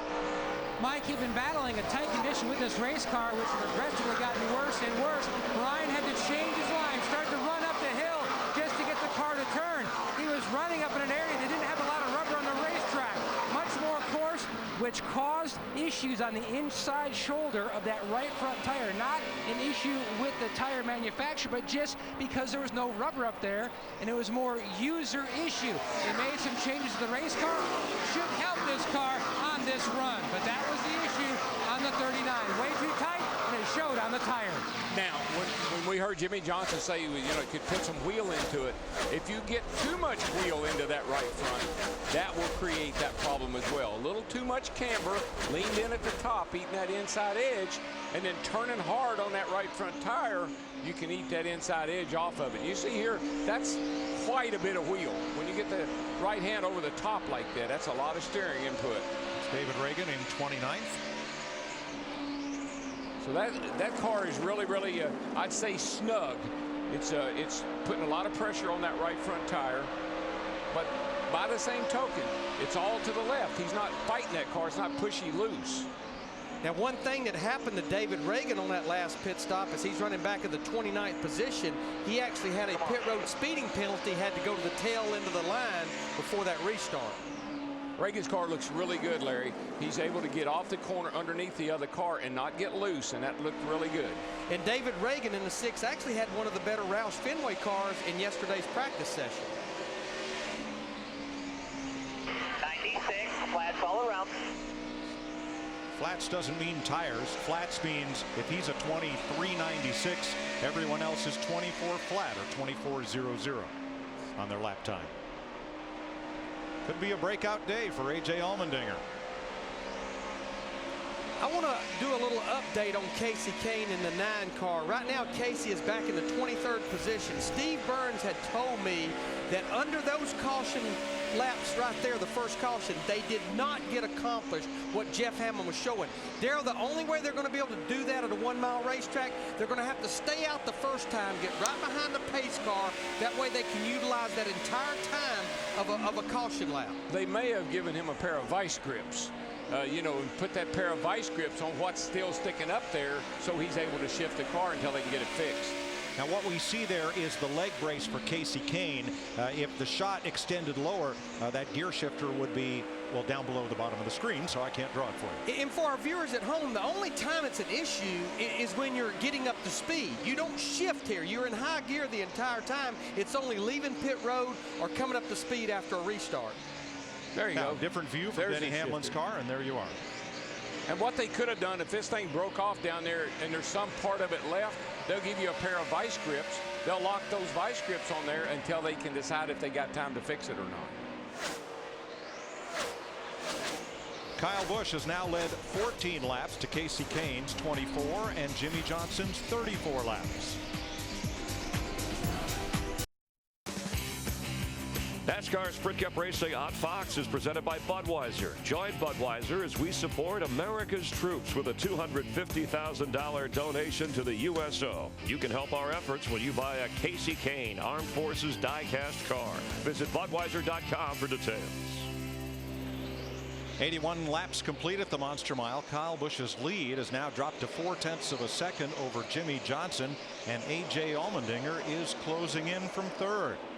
Sprint brings you an inside look at what's happening now inside the NASCAR Sprint Cup Series. Quickest lap of the day. Kasey Kahne in the Budweiser Ford, 23.318 seconds. And the point standing leader remains Kevin Harvick. Presently, he'd be ahead of Kyle Busch by 32 points. And Harvick running in the 18th position. For more NASCAR stats, in-car audio, and live race radio, NASCAR Sprint Cup Mobile is at sprint.com/speed. Boy, look at that 48 car. He has got some forward bite. Oh, we got conversation here between the 18 and his spotter. Spotter there, yeah. Where is he? Outside. But you're right, Daryl. He gets such a run off the corner. Steve, they may still want to be making adjustments on that 48, but they're pretty darn close right now. Yeah, Jimmie Johnson just said, Larry, that he's gotten free all the way through the corners. And Chad Canals just said, watch that 43 car. He's coming. Matt? And Steve, he is coming in a hurry. The car was loose over that first run. They made a slight air pressure adjustment to fix that. But AJ will tell you, you know the old saying, effort equals results. Well, sometimes he felt like maybe he was trying too hard as a driver to carry the race car that really wasn't dialed in to his liking. Each week they unload better and better as Tony Stewart works with the 33 of Clint Boyer. He says that it shows in the racetrack. That's why you're seeing this team take it up a notch as the season continues to progress. Well, if you think about the teams that have had success here, Roush Fenway comes to mind. And certainly the affiliation that Richard Petty Motorsports has with Roush Fenway. And you also remember that his teammate, Casey Kane, qualified on the outside of the front row. This team is really sharing information very well today. Sunday night, May 30th, under the lights. It's a twilight 600-miler on Fox, the Coke 600. At Charlotte Motor Speedway, Memorial Day weekend. But we don't get next weekend off because it will be the Sprint All-Star race on Saturday night on speed. $1 million to win, no points involved. But I like what Bruton Smith said this week. Indianapolis and the Coke 600 run on the same day. Let the guys run up there earlier in the day and fly down to Charlotte and run there that evening. And if you can win them both, $20 million bonus. Wow. Yikes. That's worth trying for. I would say so. Absolutely. Even in today's racing world, that's worth trying for. Kurt Busch just moved in front of Clint Boyer. That changes 6th place. And Joey Logano just passed Mark Martin for 10th place.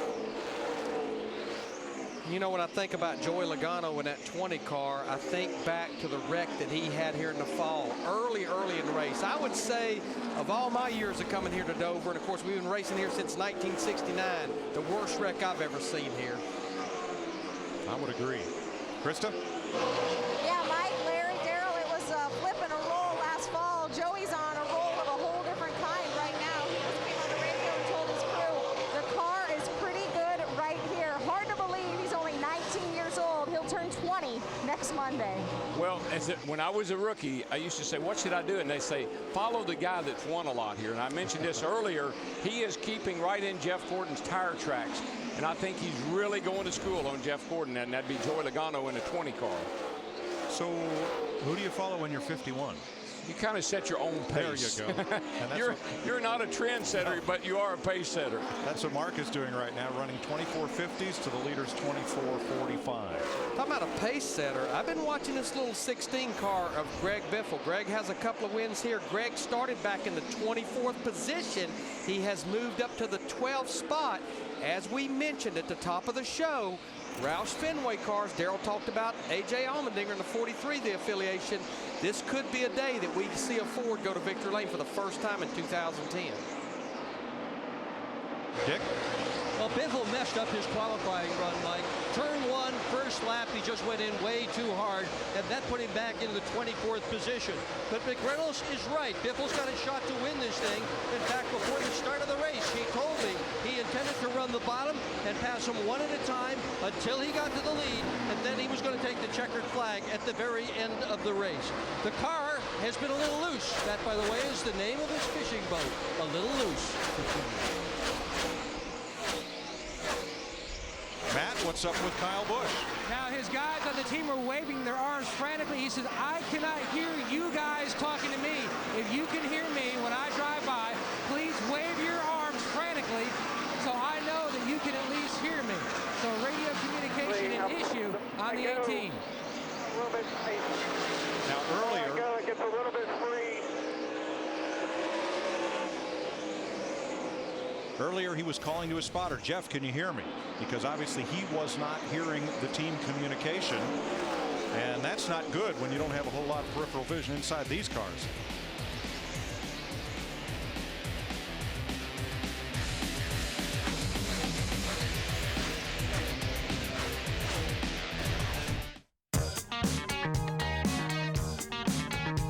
It's going to take brains and brawn to finish up front.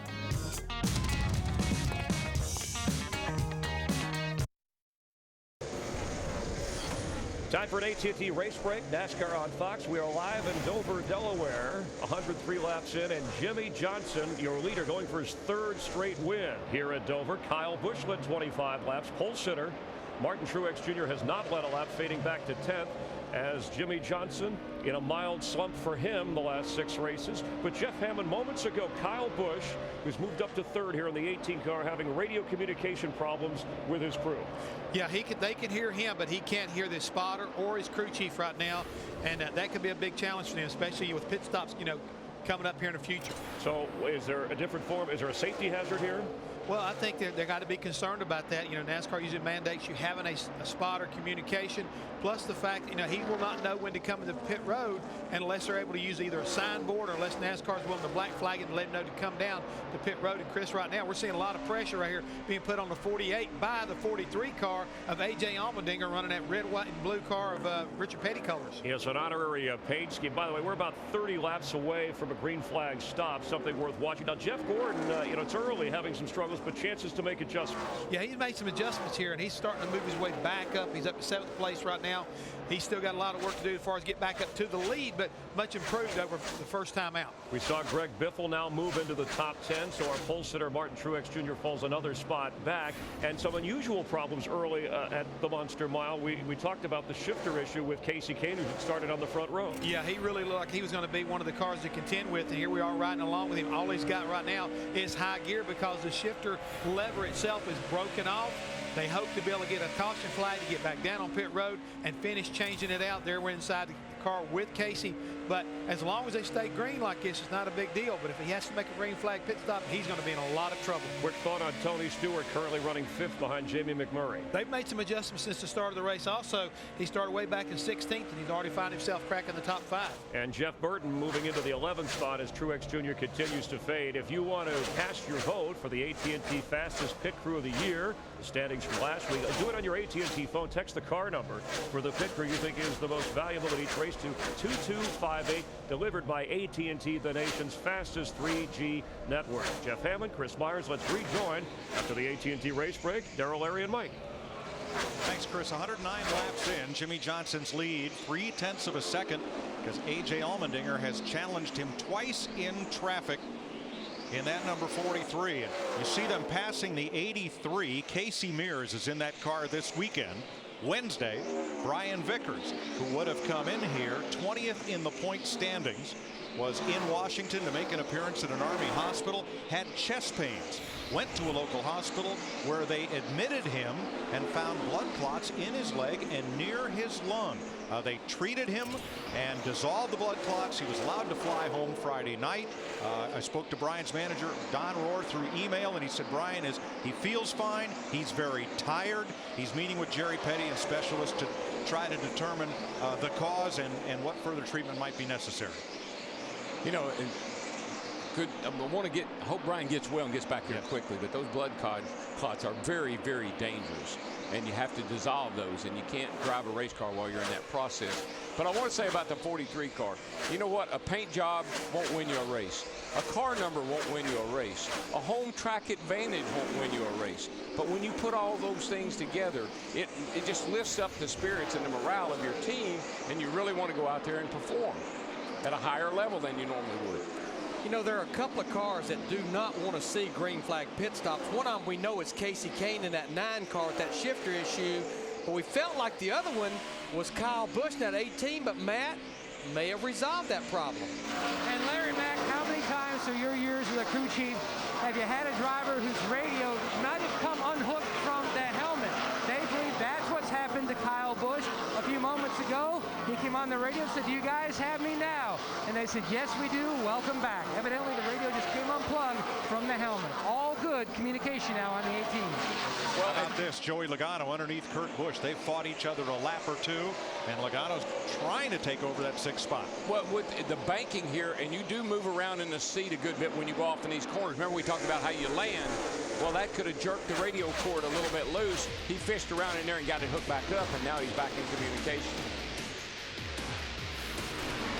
Meanwhile, Jimmie Johnson has stretched his lead over A.J. Allmendinger to 1 full second. Oop, rip it up. We don't need the black flag him to get him to pit, do we?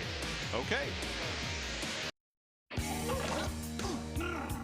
NASCAR Sprint Cup Racing on Fox is sponsored by AT&T Rethink Possible, by Amp Energy. Go to ampup88.com this Wednesday, May 19th, to chat live with Rick Hendrick. And by the Home Depot. More saving, more doing. That's the power of the Home Depot. Like that scooter? You can win it. Other cool prizes, including a VIP race weekend. Log on to ups.com/racing and enter for your chance to win. Jimmie Johnson is our leader, and Dale Earnhardt Jr., who has been lapped along with Juan Pablo Montoya among the notables. Junior's making a green flag stop onto pit road. Krista. Yeah, Dale Jr. is just having a hard time holding onto his car. It was way too loose. He couldn't keep the back end under it. So when they come in, they're going to make a track bar adjustment to try to tighten him up. Yeah, I mean, Darrell and I had been watching him, and he has absolutely had his hands full. This is about 8 to 12 laps early from what I think most of the leaders will be on pit road for green flag stops, but I think he figured he better hit pit road before he became the caution. Yeah, most of these crew chiefs got what I call the magic wand. They kind of wave it over their bad handling car and they fix it. Let's see if they can help this thing. Paul Menard about to go a lap down. And this is a view up the back straightaway. You see the cars climb up out of the corner, but also note the orange cones on the fence. You see these often at road courses, not very often at ovals, and it's 3, 2, 1. Just a little marker to help you pick your braking zone going off into the corner. And Dover has added these on both the front and back stretch. And you see now why we call this like a roller coaster ride. See how you come up out of the corner here, then you got to go down this little belly of the track here, and then you go uphill again to fall off into the corner. It literally drives exactly like it looks. You feel that up and down. It's almost like elevation changes big time in the race car at 170 miles an hour. Now let's point out that camera is fixed. It's the air from the cars whooshing by that's causing that shot to jump up and down like that. Well, you know, Mike, you and I were on the Monster Bridge this morning, and the gentleman in there was telling us that when all 43 cars went under it, that thing would actually move with the wind in the air and the force that they would go underneath that bridge. Reminds me of a story with Harold Kinder and Jimmy Carter, then governor of Georgia. I'll share it with you maybe during commercial. There's the Monster Bridge. And Montoya, who also got lapped, is in. Dick. Big surprise that Montoya has struggled as much as he has here over the course of this weekend. This is one of his favorite tracks because he says it's got a lot of grip. Their problem, the car hasn't had the grip. Montoya has lost it. More tires for him. Elliott Sadler is also in. This is the beginning of green flag pit stops. Comes the Biff, 16 car on pit road. Sadler locks him up. Well, he came off the racetrack late. A lot of the guys have been coming off much earlier in the middle of 3 and 4. He got off there a little late, was carrying a little more speed. A.J. Allmendinger, the 43 car, has hit pit road, as well as Matt Kenseth in the 17. Boy, Larry, did you see the 48 car? He was tail happy. Biffle comes out of the pits. Marcus Ambrose has finished his stop. And there you see Matt Kenseth getting left side tires as Allmendinger approaches his pit. Matt? Mike, on the first run today, AJ was telling his team the car was just generally on the loose side. They made adjustments, fixed that. Now it's swung to the opposite direction. Now he's battling the car a little bit on the tight side. So they're going to make a slight air pressure change on the 43. Here comes Paul Menard, Kyle Busch on pit road as well, and Casey Mears, who's driving this week for Brian Vickers. Denny Hamlin is in. Casey Kane on pit road, Kevin Harvick, Mark Martin, and Ryan Newman. Matt. And an issue on the 43 as we're going on to the 18. They had a lug hang. Meanwhile, chassis adjustment for Busch, still looking for forward bite on exit. His car is too much on the free side. His teammate Denny Hamlin is in. They're going to make a chassis adjustment as well. His car free most of the day. Joey Logano, David Reagan, Regan Smith on pit road, Martin Truex, the pole sitter, Clint Boyer, and now Brad Keselowski and Robbie Gordon. Krista? Joey Logano calling for 4 tires and no changes. The young guy really happy with this car.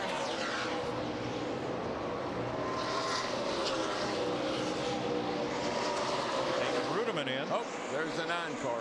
Yeah, I mean, this is not what this group wanted to see. And you can only push the car for 5 pit stalls. Most likely, Larry, he's trying to start off in high gear. Bring it back. You gotta bring it back.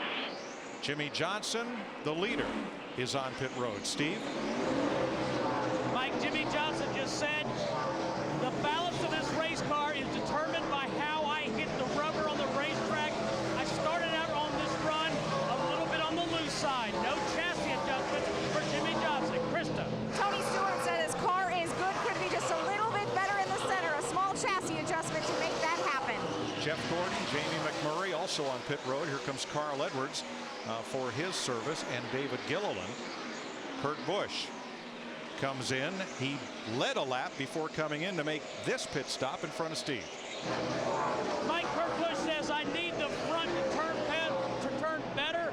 Air pressure adjustment out of the left rear, half pound in the right rear for Kurt Busch. Scott Speed in and out.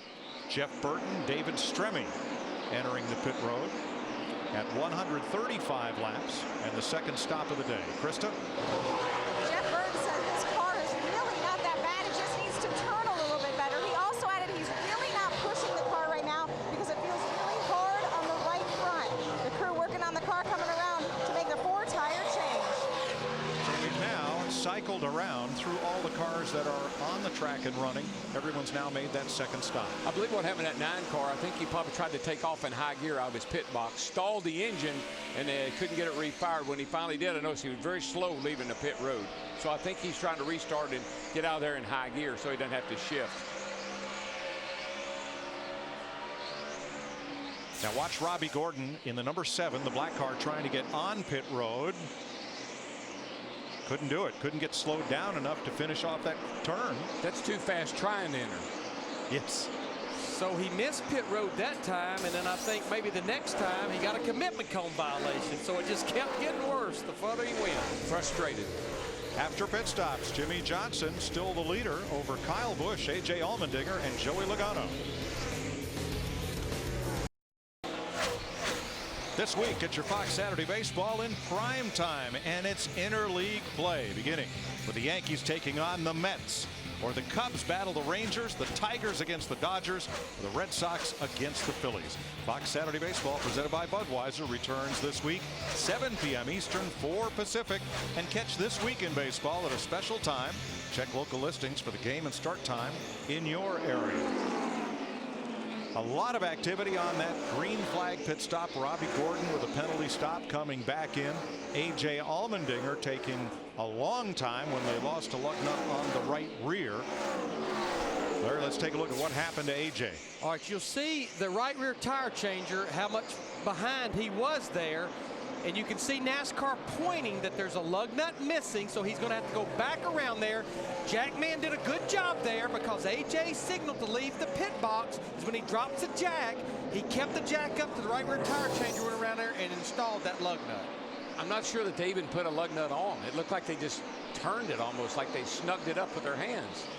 Now, if you look there, we kind of have a gold standard time that we've set. That's the right side, the jack, and the left side, the total of 13 seconds. You can see there 21.2 seconds. And right now, Matt, he is third, almost 9 seconds behind leader Jimmie Johnson. And what they've been talking about on the 43 teams, the fact that they were very lucky looking at the glasses half full.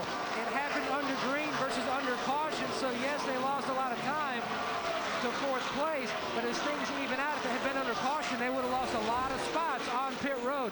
So Allmendinger still definitely in it, running currently in the 3rd spot, where he was before the spot he was running 2nd. About halfway between A.J. and Jimmie Johnson is Kyle Busch, who came off that pit stop now 4.3 seconds back of the race leader. You know, Krista talked about our little 19-year-old, soon to be 20, Joey Logano on that 20 car. Through the cycle of this long run, through the cycle of green flag pit stops, he has now moved into the 4th position behind A.J. Allmendinger to 43. School's over. You know, it's time to go to work. One of his buddies won a race yesterday. Brandon McReynolds, part of the group of field fillers, they call themselves. Brandon won down at Rockingham on the mile. The day before, Chase Elliott, Bill's son, won a late model race at Rockingham, proving to be quite the playground of second-generation racers. And you know what's so amazing about that win for Brandon down there at Rockingham was about 18 years ago he went to victory lane there, but wrapped up in a baby's blanket to the tune of about 5 months old with Davey Allison. Jeff Burton and Jeff Gordon, Krista, they're running much like we left them a week ago at Darlington, chasing toward the front and in close contact with each other.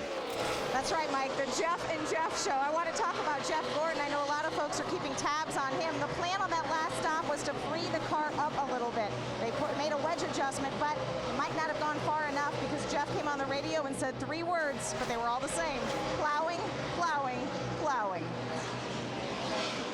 Well, and Jeff Gordon knows if that thing's plowing, that means it's abusing that right front tire. He knows you can't step across that line. I heard that same thing last week. Plowing.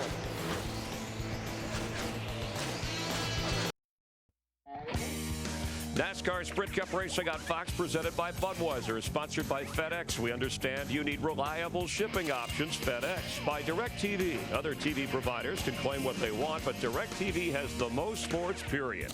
And by Chevy. Every model is backed by a 100,000-mile, 5-year powertrain limited warranty. Earlier today, Denny Hamlin presented with this check for $285,000 to his foundation. He was the winner in our DirecTV head-to-head knockout. $285 grand to his foundation and a donation to the charity of all the drivers that were in our bracket. Plus all the folks back in Nashville. He's going to make a contribution to the Red Cross over there to help all the flood victims. I love that. Thank you very much. We understand also that Tony Stewart and Clint Boyer are going to Nashville for some flood relief work. Now, Mike, let's take a look at these green flag pit stops. The 2 laps, basically including the stop, that's the fastest for Kyle Busch, Greg Biffle, Jamie McMurray, and Clint Boyer. Look how much time it cost that 9-car Casey Kane. Almost, 2 minutes and 5 seconds over that minute and 35 seconds. And the difference is now Casey Kane is 2 laps down. Now here's A.J. Allmendinger. Remember, he had a lug nut loose on the right rear. They hand tightened it, and because the nut was in contact with the wheel, he was legal to leave. Hopefully all the others were tight and he didn't have a vibration, but whatever the problem, Allmendinger, who had such a strong run, 4 tires and fuel, guys. 4 tires and fuel. And who challenged Jimmie Johnson for the lead, now he's going to fall way off the lead lap. Matt.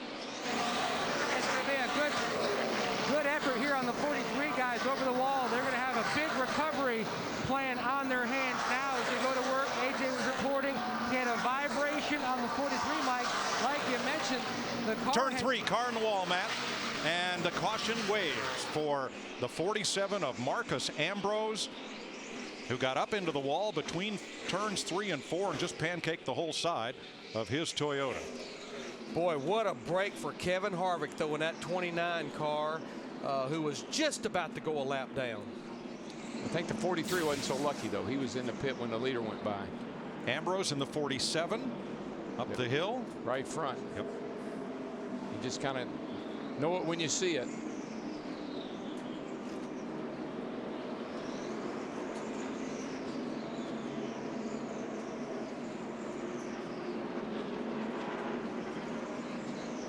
All that debris flying off the right side of off the wall. Some of that's paint. Some of it's race car. But you know, Daryl, back to the 43 car of A.J. Allmendinger. Right now he's showing 2 laps down. One thing we absolutely know he will do is stay out. So what he'll do, he should take the wave around and get one of those laps back, which will put him only 1 lap down. As good a car as he's got, that should let him stay up there in position to get that free pass should we get another caution. I got to believe that right rear wheel, even though they let him go, they went back there. They didn't use a gun to tighten that nut up with. They just screwed it up with their fingers. I got to believe that was a vibration that brought him to pit road. And quite a discussion in his pit because they thought they had beaten the pace car to the end of pit road. Now remember last week, Jeff Gordon was on pit road when a caution wave, but because he was back of the start finish line, he only needed to beat Jeff Burton to the start finish line to stay on the lead lap. In this case, AJ was pitted way down near the far end of pit road. He had to beat the leader or the caution car to the end of pit road. All right, what I'm seeing, it looks like Casey Kane in the 9 car is doing exactly what I was talking about. They come in with the leaders. They have all the time in the world to try to get that shifter fixed right here. Krista. Tony Stewart is in. He said the problem all year has been they start strong, but they lose the handle. A small adjustment. Steve. Jimmie Johnson says, free me up a little bit. I'm on the tight side. Jack Canal says, small air pressure adjustment. Matt? Kyle Busch has an easy exit, no car in front. They were talking about pushing in a spring rubber in the rear, just no forward bite still. The car very loose. A tear off the windshield, hitting the left in the back, and he is now away. It had not been that long since we had green flag pit stops. One car I noticed looks like went with 2 tires. Todd Parrott, Matt Kenseth in that 17 car. 24 pulled a spring rubber. That really held him up on pit road. And Darrell, you were right. That right rear wheel was loose on Allmendinger's car. That's why he had to make that green flag pit stop. From the pits, you have to go to a central refueling station to get those dump cans refilled with Sunoco race fuel. So some fellas get a little creative. Hurry right back. Carl Edwards got the free pass on this, the second caution of the day. Green flag.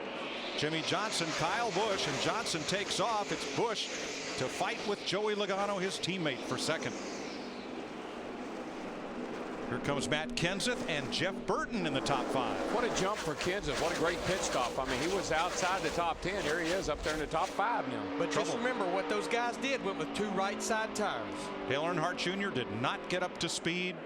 He is 2 laps down, and he's headed for pit road as Kyle Busch wants the lead. He got that run on the high side through 3 and 4 here, where he's been so good. And while he's doing that, his teammate Joey Logano in that 20 car keeps inching into the picture.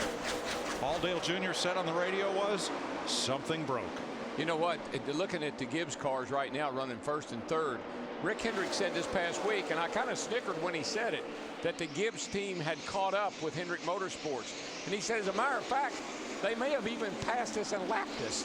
And certainly the sweep last weekend at Darlington, and here we are today looking pretty racy. Here are your Toyota top performers of the race as Kyle Busch goes back out front. He's led 27 laps today. Trying to sort out Junior's problems under the hood. But you know what, Kyle Busch, this is a typical, what if this was a green-white checker? Look where he would be. And the dominant car we know is a 48, but these restarts play right into his hands. Well, that's what I'll be anxious to watch here as we get into this run. Should we stay green, how the 48 car has been so good versus the 18 on the long haul. Now, 2 lead lap cars made lengthy pit stops under this caution. The 17 of Kenseth was not one of them. He took 2 tires. But Greg Biffle had a long stop, and Jeff Gordon had a long stop for adjustments. Yeah, he had been complaining about his car not turning, sliding the front rails. And Chris Devoto was telling me during commercial break, they went ahead with a lot of laps to go, over 200, and pulled 2 spring rubbers out of the left rear, softens that left rear spring, helps that car turns through the middle of the corner. Well, this tire has a little wee bit less stagger than what we've had here in the past, which means that tightens the car up. So you've got to soften that left rear spring up to make the car work. 12th place, Denny Hamlin going after Kurt Busch. And Martin Truex, Brad Keselowski looking on. 16 cars are on the lead lap. Some of the notables who've gone a lap down: Ryan Newman, A.J. Allmendinger, Juan Montoya, Mark Martin. All 1 lap down as Jimmie Johnson comes battling back after Kyle Busch. There's no question the 48 is better after they run a few laps. But based on what I've seen the last 8 or 10 weeks, you better be good for the first few laps, not the last few. But look at that 48 car of Johnson, how well that car just goes through the middle of the corner. He's able to pick the throttle up, but right now Kyle Busch, the 18, keeps it wound up on the high side on the exit of the corner. Johnson digging down low, has the lead and sweeps right up in front of Kyle Busch. Kyle Busch reminds me of Earnhardt. But you know, he's gonna make you earn it. If you're gonna pass me, you're gonna pay for it. You're not gonna roll over and give it to you. All right, leader again, 48. But that was quite a move by Johnson, because he slid right up in front of Busch as if to say, I'm not playing with you. I've got the lead. I'm going to keep it a while. Yeah, man, straight smooth, buddy. You got the fans up here in Dover, buddy. Everybody was cheering over that. Good work. Been a few races since the 48 team had anything to cheer about, the fans. Now, I've been watching these 2 guys here, Mark Martin in that 5, Juan Pablo Montoya in 42. Just a few laps ago, these guys are fighting to try to get the free pass, and you can see contact coming off turn 4. Montoya had contacted the wall on the right and Mark on the left. You can see damage on his left rear quarter panel. Battling Carl Edwards, who is on the lead lap. Elliott Sadler making an unscheduled stop. He has a loose wheel on the right side, it appears. Oh, they're going to change forward. How about our points leader today? Kevin Harvick had a good pit stop. He started 30th, and he's moved up well, running in the 8th position. What's amazing with that Dick Berger is he was about to get lapped when that caution came out just a few laps ago. Well, this is not one of Kevin Harvick's best racetracks. In fact, in the past, he called it one of his worst racetracks. He was not good in practice, 28th, 21st, and 25th in the 3 practice sessions. But Gil Martin, the crew chief, and the rest of the crew has worked hard on this car, and on the last pit stop, they made absolutely no adjustments. And after he took off at race speed, Harvick came on the radio and told them, the car is good. He's got a weapon that could win here today. Elliott Sadler is back in the race, and so is Dale Earnhardt Jr. 7 laps down. Like this guy here, though, Kevin Harvick, and I like what he and Gil Martin are doing. Every week, they don't qualify so hot, but boy, when it comes to the race and race day, they are on it. Now, this is an important battle right here. We're riding with A.J. Allmendinger in the 43 car, pulls up on the 39 car of Ryan Newman.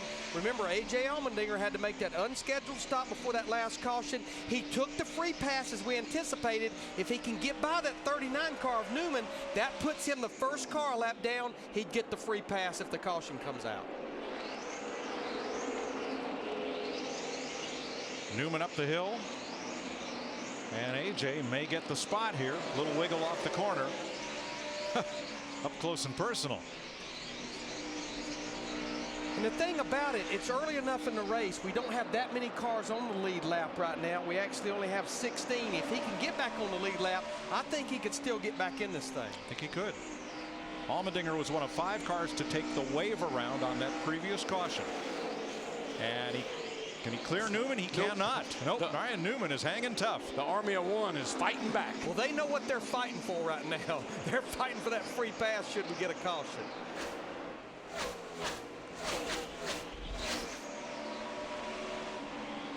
And Newman holds the spot for the moment. Jimmie Johnson leads Kyle Busch by 1.2 seconds with 185 of 400 laps complete on the Monster Mile.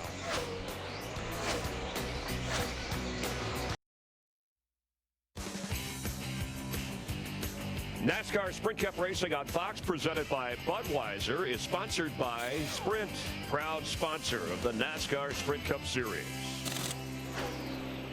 Jimmie Johnson, your leader. New second place car, Jeff Burton over Kyle Busch, David Rudiman, and Matt Kenseth. Now here's A.J. Allmendinger. He is now in the free pass position ahead of Ryan Newman, but not without a fight. Darrell, this was quite a battle. And it almost got ugly right here. It did. As you can see, the 39 car Newman pushes up, makes just a slight little contact on the 43. But let me tell you what that did. That lit a fire under AJ, because he comes back after Ryan Newman here and tries to repay the favor. And Allmendinger ended up getting the spot. He's 17th, Newman 18th, Keselowski 19th. Those are the first couple of cars 1 lap down in the free pass position. And it doesn't matter what position they're racing for. They're racing each other for that position.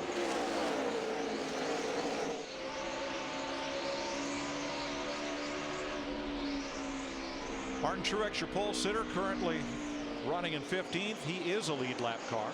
Jimmie Johnson out in front of Jeff Burton now by 1.5 seconds. And as in the last 2 Dover races, Jimmie Johnson has led almost 3/4 of the laps today. But I've been watching that 31 car of Jeff Burton, who moved into the 2nd spot. He's moved his car about halfway up the racetrack through the corners, and he's running times about 1/2 tenth to 1/10 of a lap quicker than the 48 car Jimmie Johnson, who's actually in clean racetrack right now, not fighting any lap traffic. I like the way Jeff Burton races, but what they do with that 31 car is it's good at the end of a long run. So at the end of the run, he catches up with the leader. they make pit stops, car's not all that great. He loses all that time right back. But what they've got to do, talking about Jeff Burton at 31, they can't make mistakes on pit road. Yeah, they had the mistake last week at Darlington running over the air hose, but they've also had 3 pit road speeding penalties this year, plus 1 pitting out of the box. And closing in on the leaders is David Rudeman. Dick? And Rudeman's having a terrific run this afternoon, Mike. He started in the 13th position, currently running in the 4th spot. It's almost been a year since Rudeman has won one of these races, but they have got his car dialed in well today. On the various pit stops, it's gone from being just a little bit too tight to a little bit too loose. And let's remember that last year here in May, Rudeman won the pole, spun, and that cost him the race. And in the fall, talk about pit mistakes, he missed pit road, and that cost him the race after he qualified in the 5th position.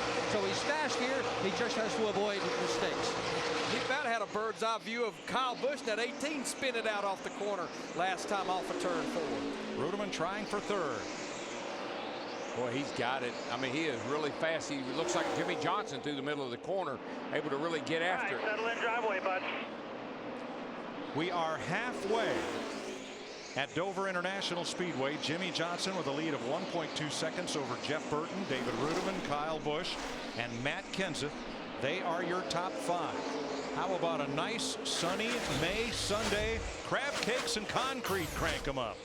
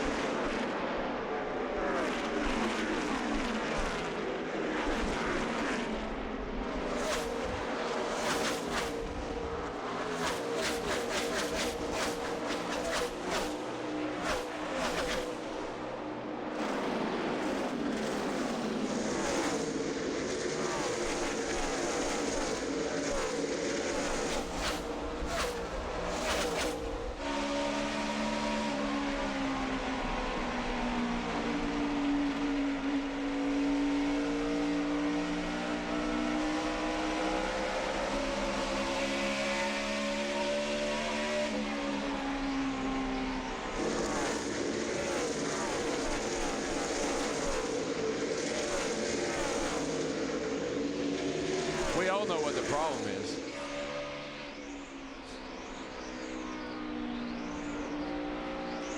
Riding with Martin Truex, he's the pole sitter. Tony Stewart right in front. They're racing for 14th. David Stremme about to get lapped by the race leader, and hats off to that Bill Jenkins team, the 26 that Stremme drives for. They salute the Air National Guard on the car, and they say, we're not here to start and park. We're going to run all the races. We're going to run all day. Give the best accounting of ourselves that we can. And Stremme just went a lap down, so that'll be 4. He is in 30th position. Dale Earnhardt Jr. lost 7 laps coming to pit road and making repairs. He's back out there, and the car looks reasonably up to speed. Krista, what was the problem? Yeah, Mike, you saw the hood go up. Junior saying something broke. I talked to Hendrick Motorsports team engineer Scott Maxim. He said they thought it was something with the steering. Rick Hendrick came down. They had a little bit of a debriefing in the pit.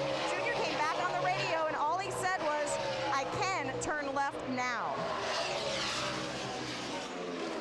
He's 7 laps down in 33rd. Turning left at an oval with a NASCAR Sprint Cup Series car is a beautiful thing. Larry, let's talk about Matt Kenseth and his choice of taking on 2 tires at lap 166 when most everyone else got 4. It got him track position, and he's been able to hold it. I was honestly, Mike, surprised that maybe more teams didn't try it, at least early in the race. So Darrell and I have been watching the scoring monitor. There's not a lot of give up. These guys had about 20 or 25 laps on their tires, and you know what? There's not a bigger gambler on pit road than Todd Parrott, the crew chief for that 17. And we've been seeing this new tire that they've been running the last several weeks. It really is a very dependable long-run tire. You don't have to have 4 fresh ones every time to go fast. Martin Truex went past Tony Stewart, where he took 14th position as Jimmie Johnson leads Jeff Burton by that same 1.3 seconds.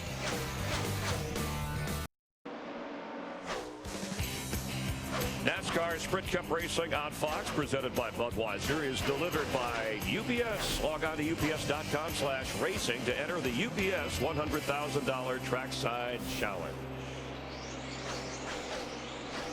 Here's today's Build Ford Tough track facts. July 1969 was the first Cup race at Dover. Richard Petty the winner in a Ford. Today is the 31st race at Dover since it was concreted in 1995.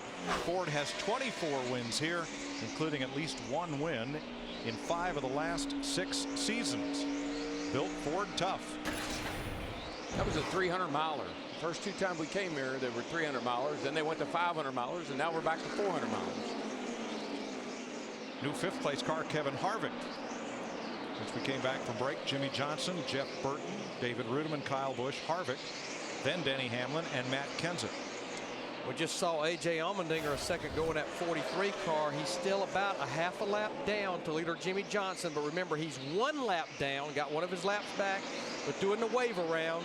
Still out there just ever so much saying, guys, please, we need a caution right now. David Reagan just made an unscheduled pit stop, and that'll leave Reagan 5 laps down. You're the bug on the bumper cam with Allmendinger there. And here's Jamie Mack and Jeff Gordon fighting for 12th place. Steve. Mike, Jamie McMurray's had a pretty good race car until recently, running a lot of laps in the top 5, but his car has gone from loose to really loose. Matt. An update on our pole sitter, Martin Truex Jr., currently running back in the 14th position. Work in progress for a drop of the game. Green flag. Early on, he was tight. Then he said it was bouncing through the center of the corner and tight on exit. They've made a number of adjustments. Air pressure every stop, track bar every stop. They made a wedge adjustment. Can't quite seem to find the balance that this New Jersey native has been looking for, but they're not giving up yet. Still working on this 56 machine. Larry, you chase this racetrack all day long, and sometimes you're just not chasing in the right direction. Well, it's easy to go the wrong way, and it's easy to jump the fence here. And that's what I've been hearing with a lot of these guys is they were a little bit tight. They freed the car up. They got it too loose now, and vice versa. Steve, how about our race leader? Chad Canals just said, tell me about your car, Jimmy. He said, hard to complain, really. I'm surprised the guys behind me are keeping pace. I'm running as hard as I can right now. It's what I notice about the 48 car, guys, is no matter who is running second, if they start to chew into his lead just a little bit, nibble into that lead, Jimmy picks it up. So he's sitting there with some pretty good reserve, I'd say. And the 2nd place car, Jeff Burton, Krista, now 1.5 seconds back. Well, Mike, they had gotten the car where they wanted it, so much so on the last pit stop they did not make any adjustments, but now Jeff is saying he does not have the rear grip that he had and needs from before. Well, actually, I think this track is heated up quite a bit, and even though the concrete is not quite as temperature sensitive as the asphalt, the sun has popped out, and I think if you were a little bit loose, you're maybe looser now. Did you see Montoya coming off turn 4? You talk about loose. That's the definition of loose right there. One of the things, if you look at our racetrack, look how black it is. Look how dark it is. That's a layer of rubber. And what happens is the sun really makes that rubber get hot and slick. And that's where your grip goes. And the guy that's got the shock package, spring package, all that, figured out for this kind of condition is the guy that's going to be going on to the bank. 48's obviously got Car in the wall, turn 3, and 47. again, it's the 47. And that will bring the caution, which is obviously the caution that A.J. Allmendinger, the 43 car, was looking for. Deja vu all over again for Marcus Ambrose. Another right front. Most time that's a camber issue. Up. Go to the garage and get it fixed. 3rd car in line. Just see him take off up the hill. The exact same spot as earlier. So this will be the 3rd caution flag of the day. Just to review the free pass situation, caution 1, there was no free pass because it would have been Sam Hornish, but he was the car that brought out the caution, so no free pass. It was Carl Edwards on the last one, and this time it is A.J. Allmendinger who fought Ryan Newman so hard to get in the free pass position. Allmendinger will get back on the lead lap. Ambrose will go to the garage. And I think another car that was probably glad to see that caution, Darrell and I just had talked about it. Matt Kenseth was just changing those right side tires. I think that long of a green flag run, they were starting to pay the price just a little bit. Pit road's open. The pace car has them in turn 3. The very first pit stall this week was chosen by David Rudiman's team. Rudiman is going to come in 3rd.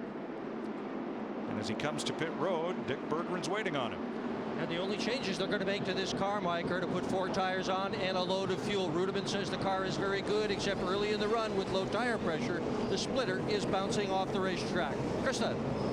Jeff Burton told Todd Berrier it's definitely not turning as well as it was earlier in the race. The plan to free it up just a little bit with air pressure. Steve?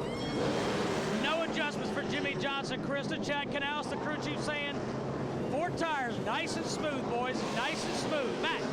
The first stop for Kyle Busch, they made a wedge adjustment. Second stop, track bar, going to go another chassis adjustment again across the back for Kyle Busch, trying to get this race car to tighten up. Just absolutely no forward bite, no grip on exit. He's away.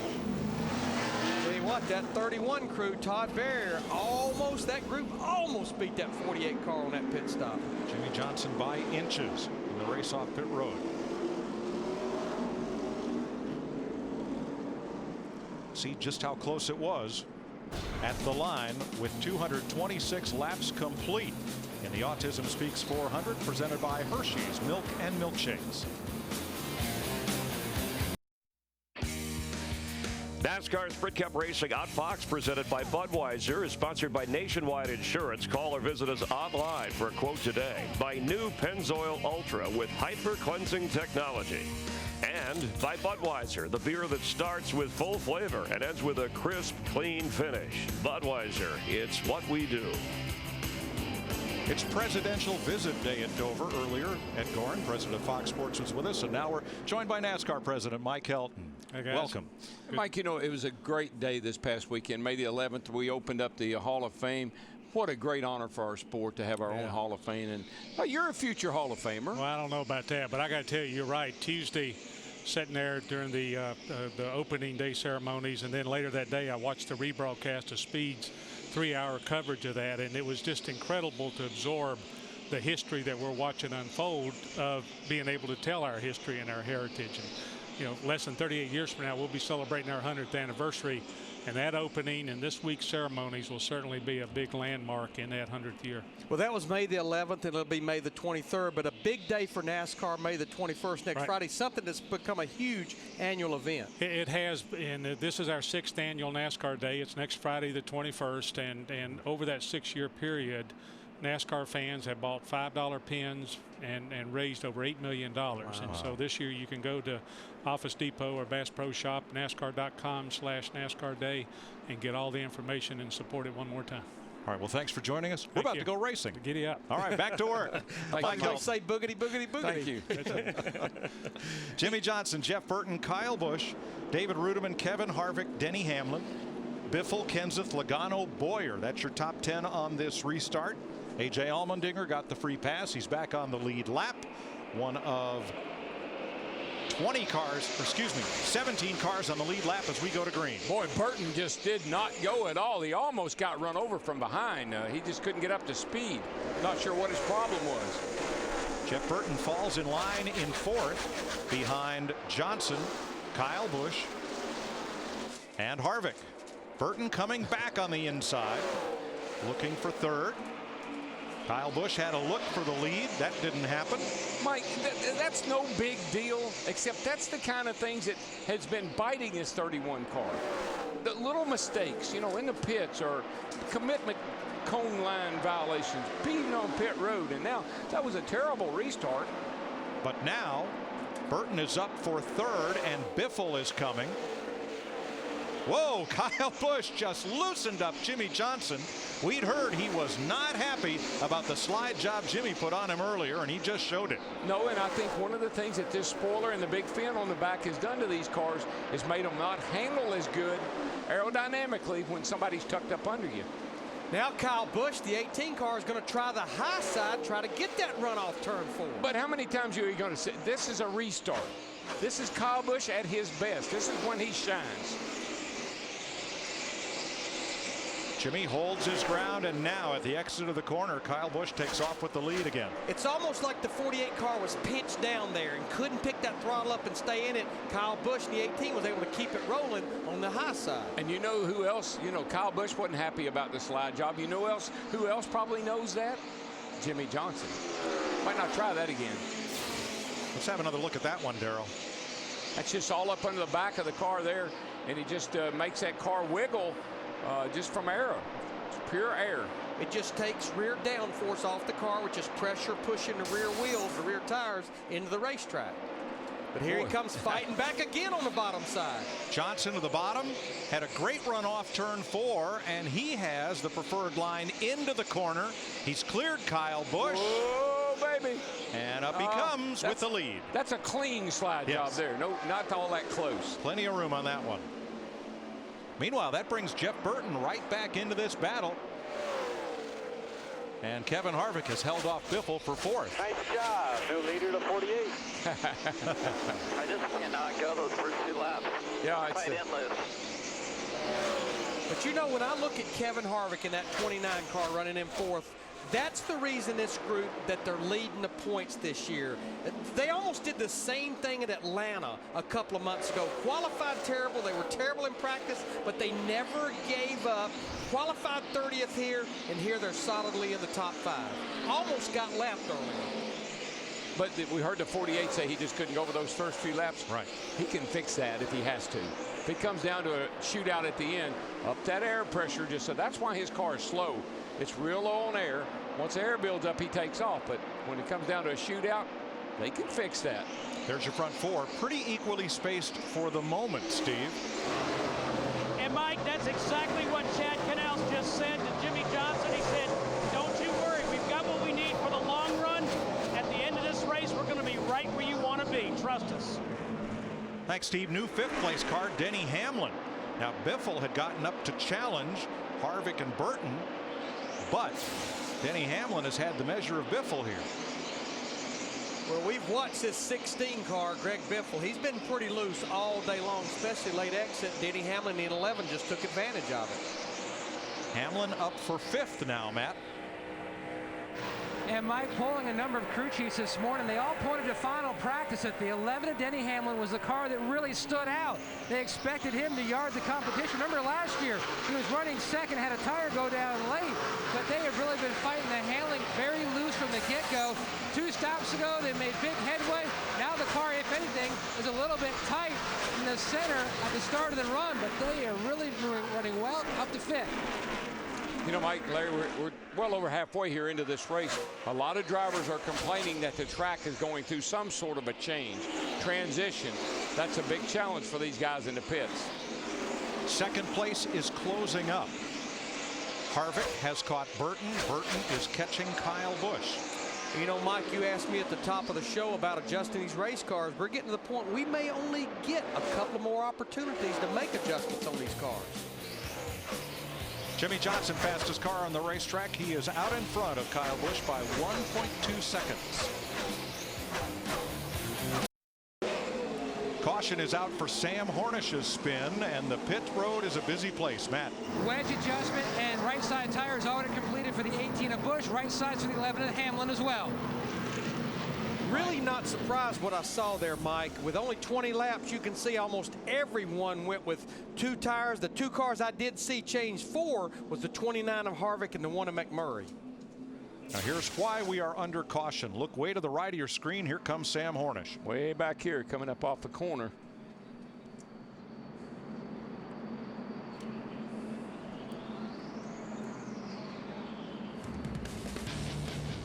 Second caution of the day for Hornish. 4th overall, involving just 2 cars, Hornish and Ambrose.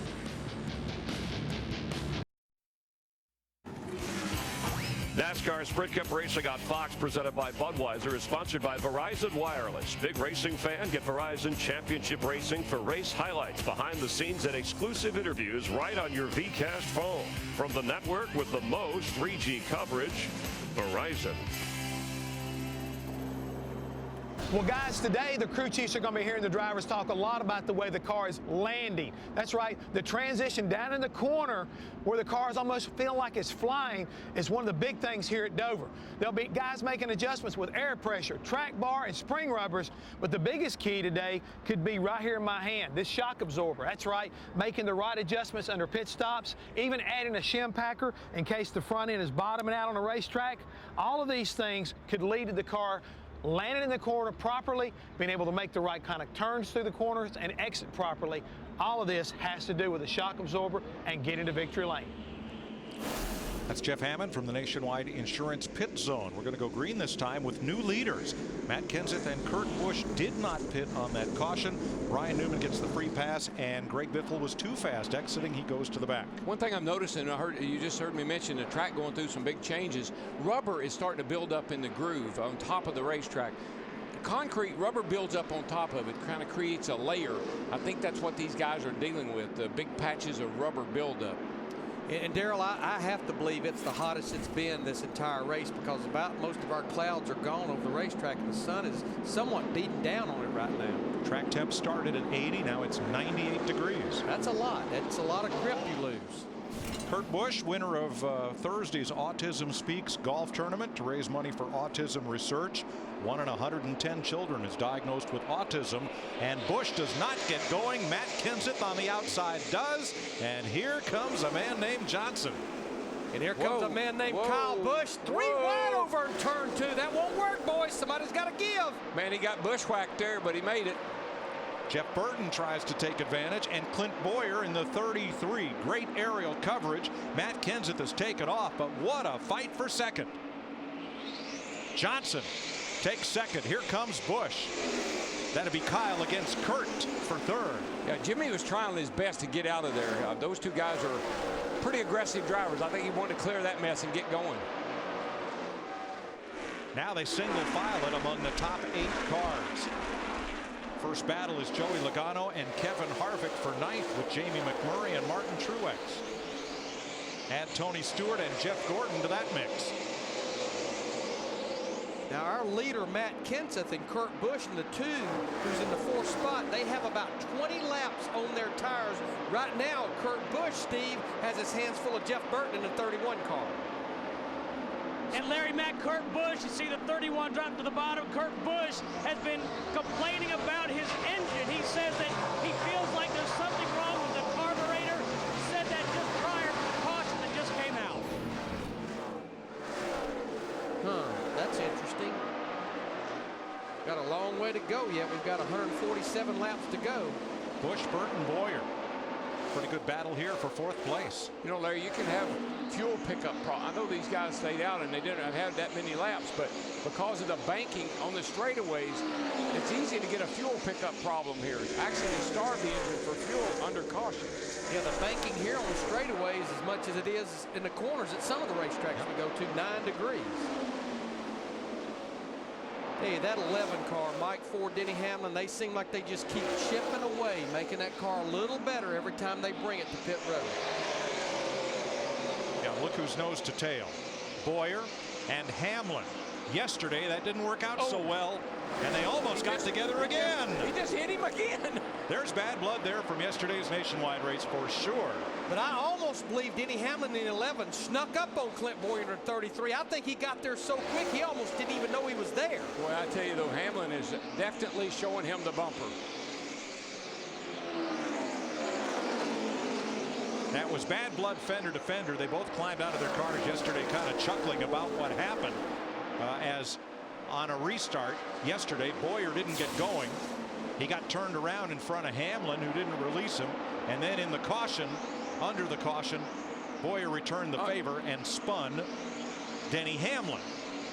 The 33 got a little bit loose right there in front of the 11. That's why that Hamlin got into Clint Boyer then. Juan Pablo is off the pace coming to pit road. Well, what a long day it's been for this 42 car. Right now he's 2 laps down, back in 24. And he didn't need this, Larry, because he's working, trying to get himself back in chase contention and doing a good job the last 2 or 3 weeks, but this is going to hurt. Yeah, he's now 3 laps down.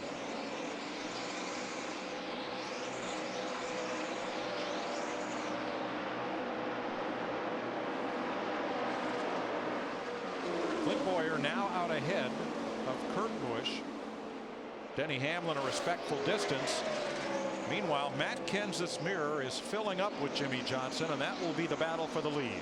Well, battle? It's not going to last long. I think it was inevitable that the 48 car was going to run that 17 back down. As I mentioned, Matt Kenseth was 17, 20 more laps on his tires. If I were Matt Kenseth, I'd be thanking my crew chief.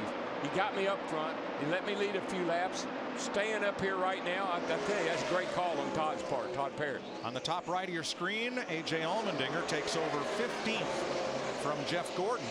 At the bottom, Jimmie Johnson takes the lead from Matt Kenseth. Meanwhile, I thought I saw some overheating from Montoya's car when he came to pit road. He has gone to the garage. Yeah, he did have steam coming out of the overflow.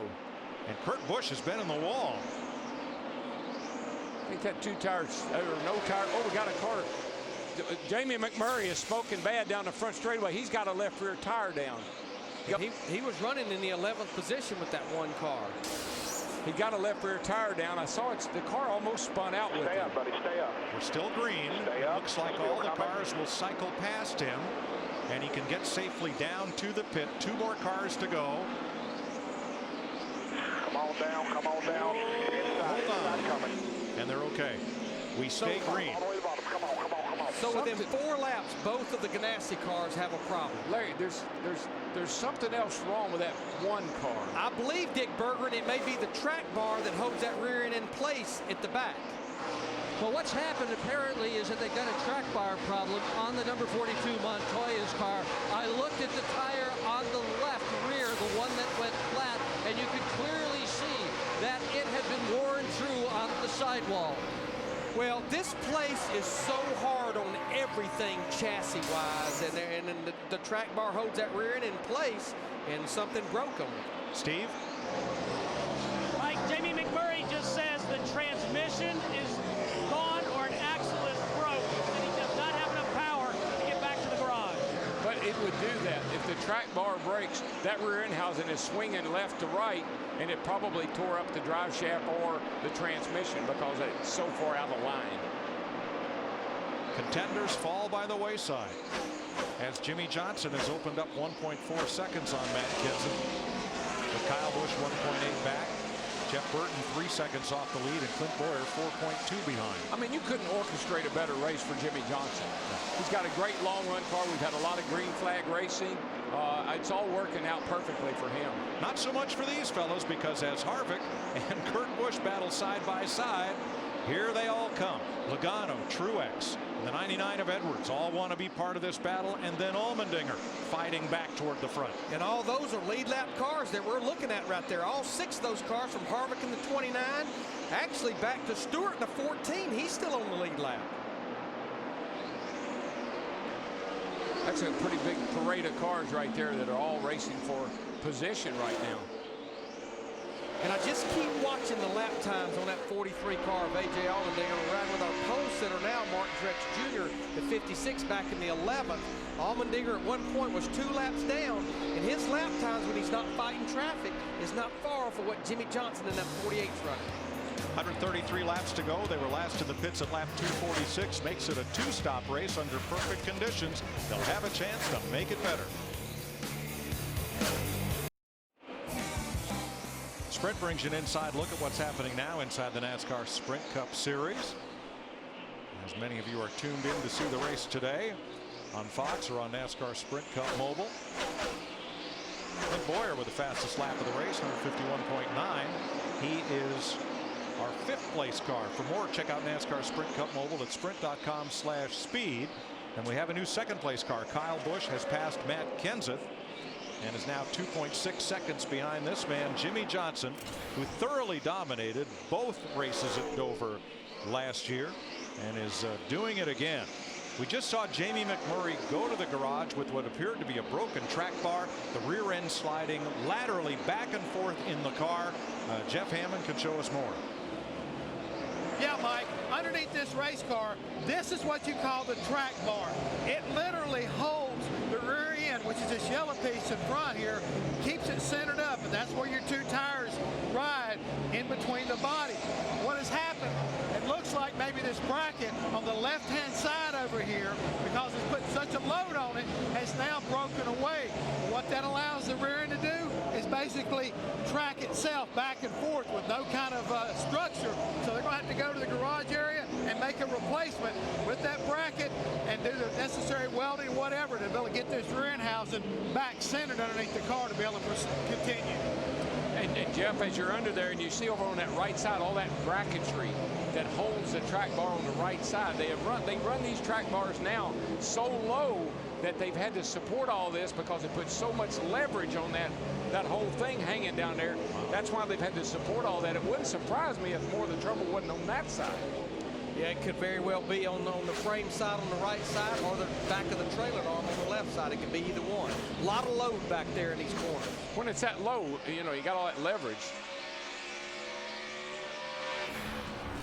Carl Edwards at 10th place. Right behind him, the battle was resolved in favor of Martin Truex for 11th over Allmendinger, Kurt Busch, Jeff Gordon, and Tony Stewart. They were 4 cars in a wad a lap or 2 ago. Now it's just a little wad. 2 cars. Mini wad. Mini wad. Now, Kurt Busch in that 2 car, we think he's fighting 2 things. I think probably having 20 more laps on his tires than most of these guys that he's racing. Plus, we know that he slapped the wall about 10 or 15 laps ago. He and Matt Kenseth here at lap 282, somewhere around lap 300 to 310, they'll have to make scheduled green flag pit stops because they did not pit that last caution. There you see Kenseth in the 17 car battle for 3rd right now with Jeff Burton in the 31. And this is right now, Larry, if you're fighting an ill-handling car, just like we see right there with Matt Kenseth, this is when it really gets to you. You have been up on the wheel the whole time, and it's hot out there today, and it really starts to wear on you physically and mentally. Now Harvick is quicker than either of these 2, and you see him closing in as Bowyer, as Clint Bowyer, as Jeff Burton, Bowyer's teammate, goes to work on the 17. You won't see Matt. Matt doesn't put up much of a fight. He knows he's kind of a little bit at disadvantage here. When they get up on his bumper, he'll move down and let them go. Now, while these guys are battling for 3rd, 4th, and 5th, our leader, Jimmie Johnson, in that 48 car, his lap times have really slowed down, but he's been catching the back of the field here, and these guys aren't just rolling over and letting him drive by, because a lot of them are trying to stay 1 lap down or 2 laps down. Yeah, he's past Travis Quapple, now goes to work on Regan Smith, who's 2 laps down and about to be 3. And boy, Kurt Busch pounded the wall. And we have a caution. Turn 4. That's got a right front down. I don't know if that was before or after. And that's the 5th caution of the day. Tire chase. Now he was a contender, was falling back, didn't make a stop with everybody else on that last. He did stop on that. No, he did not stop on that last caution. Stop. Excuse me. But we do know he had hit the wall earlier. Yeah, here he is coming off turn 2. Let's see what happens here. That's slightly. I wouldn't call that a much of a hit, but this one, you can see the rubber coming out from the car. That's a cut down right front. But Larry, I don't know. Staying out and not coming in getting tires with 20 more laps than everybody else may have bit him. Because he looked like he had a good top 5, top 10 car since the drop of the green flag. This is crew chief Steve Addington. Pit road will be open. This will not get us to the end of the race by stopping here, but everybody should be on pit road. It looked to me like all that damage was done by the flailing tire, not by the wall, so hopefully his alignment is still okay. These cars are so resilient. Just think about Sam Hornish's car. He's been in the wall a couple times, spun out a couple times. He's still out there racing hard. Dick Berggren. Matt Kenseth assumed the lead on the last round of pit stops because he didn't pit. Earlier, he gained track position by taking 2 tires. This time, it will be a 4-tire stop, and they're going to try to tighten the car up a little bit. Krista? Similar situation for Jeff Burton, a 4-tire stop, also making the track bar adjustment they did not make on the last stop. Steve? Small chassis adjustment for Jimmie Johnson. Krista said the car's pretty good, stable, and turning well. Matt? 2 stops ago, a miscue on the pit stop. They went the wrong way with the wedge adjustment. They corrected that on the last stop. Kyle Busch said back on lap 272, now I finally have the back under me. And as he's out, they made an air pressure change on the left side tires, going 4 tires this time. They feel like they should really make the car come alive now. Contact on pit road as Clint Bowyer tries to get out from around Martin Truex, clips him, and then bangs another car. And oh my goodness. I saw Hammond do that one time. Hell, Jack's still on the car. Yeah, says Mike Dillon, the spotter, and he will come back, have that removed, and serve a penalty. Mark Martin gets the free pass as things get just a little stranger and stranger here at Dover.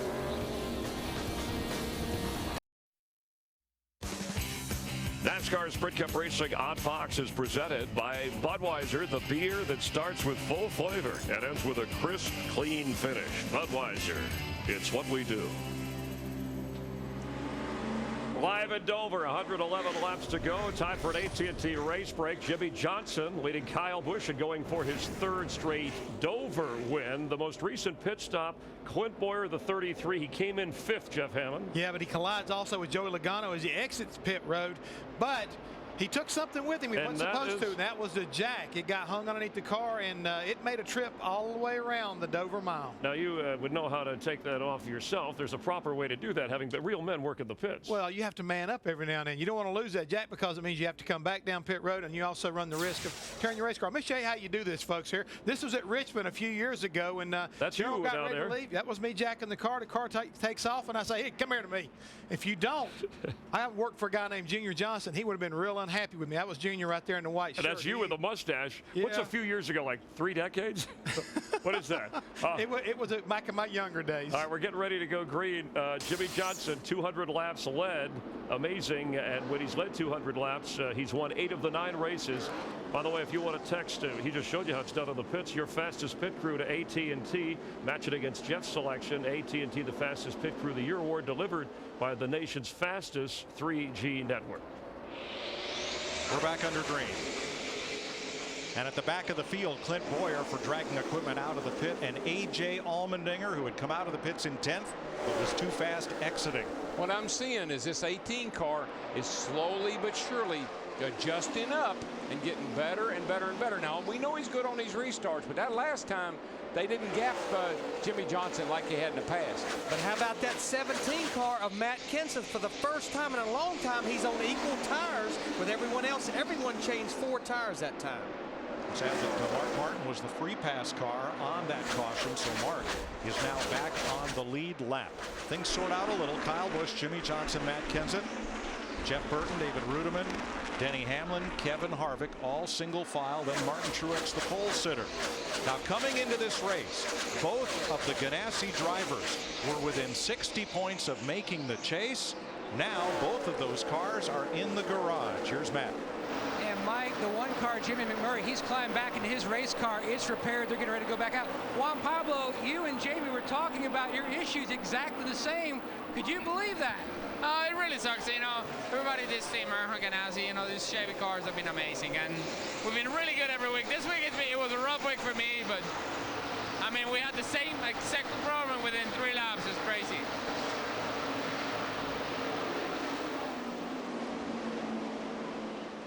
McMurray waiting to go back out as repairs are made to back in the pannered rod or track bar area of the rear suspension. Kyle Busch leading Jimmie Johnson. Johnson coming back, and here's the biff against Jeff Gordon for 10th. And Jeff Gordon, Gordon, contact there. Whoa! That was so uncalled for right there. The biff got underneath of Jeff down here coming off turn 4, made Jeff wiggle a little bit, and that's just a little payback. Well, while they were doing that, here comes Tony Stewart in that 14 car. Tony still on the lead lap, battling this group for 10th spot. There are 18 cars on the lead lap. Anybody anymore? Oh no, he's been something going on there about the last 3 weeks. And that was actually Tony Stewart asking his spotter about that little episode that just went on. He saw that 12 car Brad Keselowski go by. Brad is the first car lap down back in the 19th position. Yeah, there's only 2 cars 1 lap down, Keselowski and Paul Menard. Scott Speed, Casey Kane, Regan Smith 2 laps down. Casey Mears, David Stremme, David Gilliland 3 laps down, and another 8 cars 4 or more laps back. Fastest lap of the race, 24:18 right there. Carl Edwards in 9th place. Now that's the fastest lap for the fastest lap I think that he's run. Right, that's what Carl I was Edwards saying. in the Carl 99. Edwards that he has run, not the fastest lap of the race. But that's encouraging if you're the driver and the crew chief, you're making progress. I noticed that this 18 car has gotten better, guys. the changes they made to that car over the last couple of stops has really improved the performance of that car. I think he's really happy with it right now. And I've been watching that 48 car of Jimmie Johnson, especially at this end of the racetrack they're coming into in 3 and 4.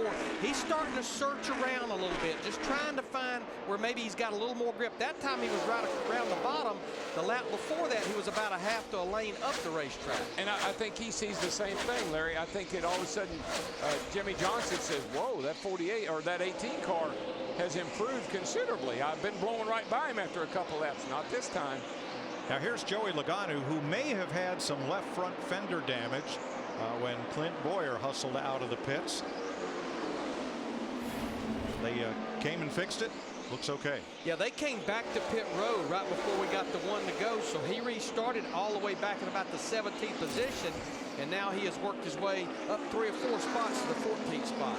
You know what's the interesting thing to me too about the 18 car leading the race? This is the 3rd race that Kyle's been in this weekend. Truck race, nationwide race, and then again here today. Lots of laps. And has led a lot of laps in all 3 races. Clint Boyer slowing, not so much you'd call him off the pace, but certainly not as quick as he was before his troubles on pit road.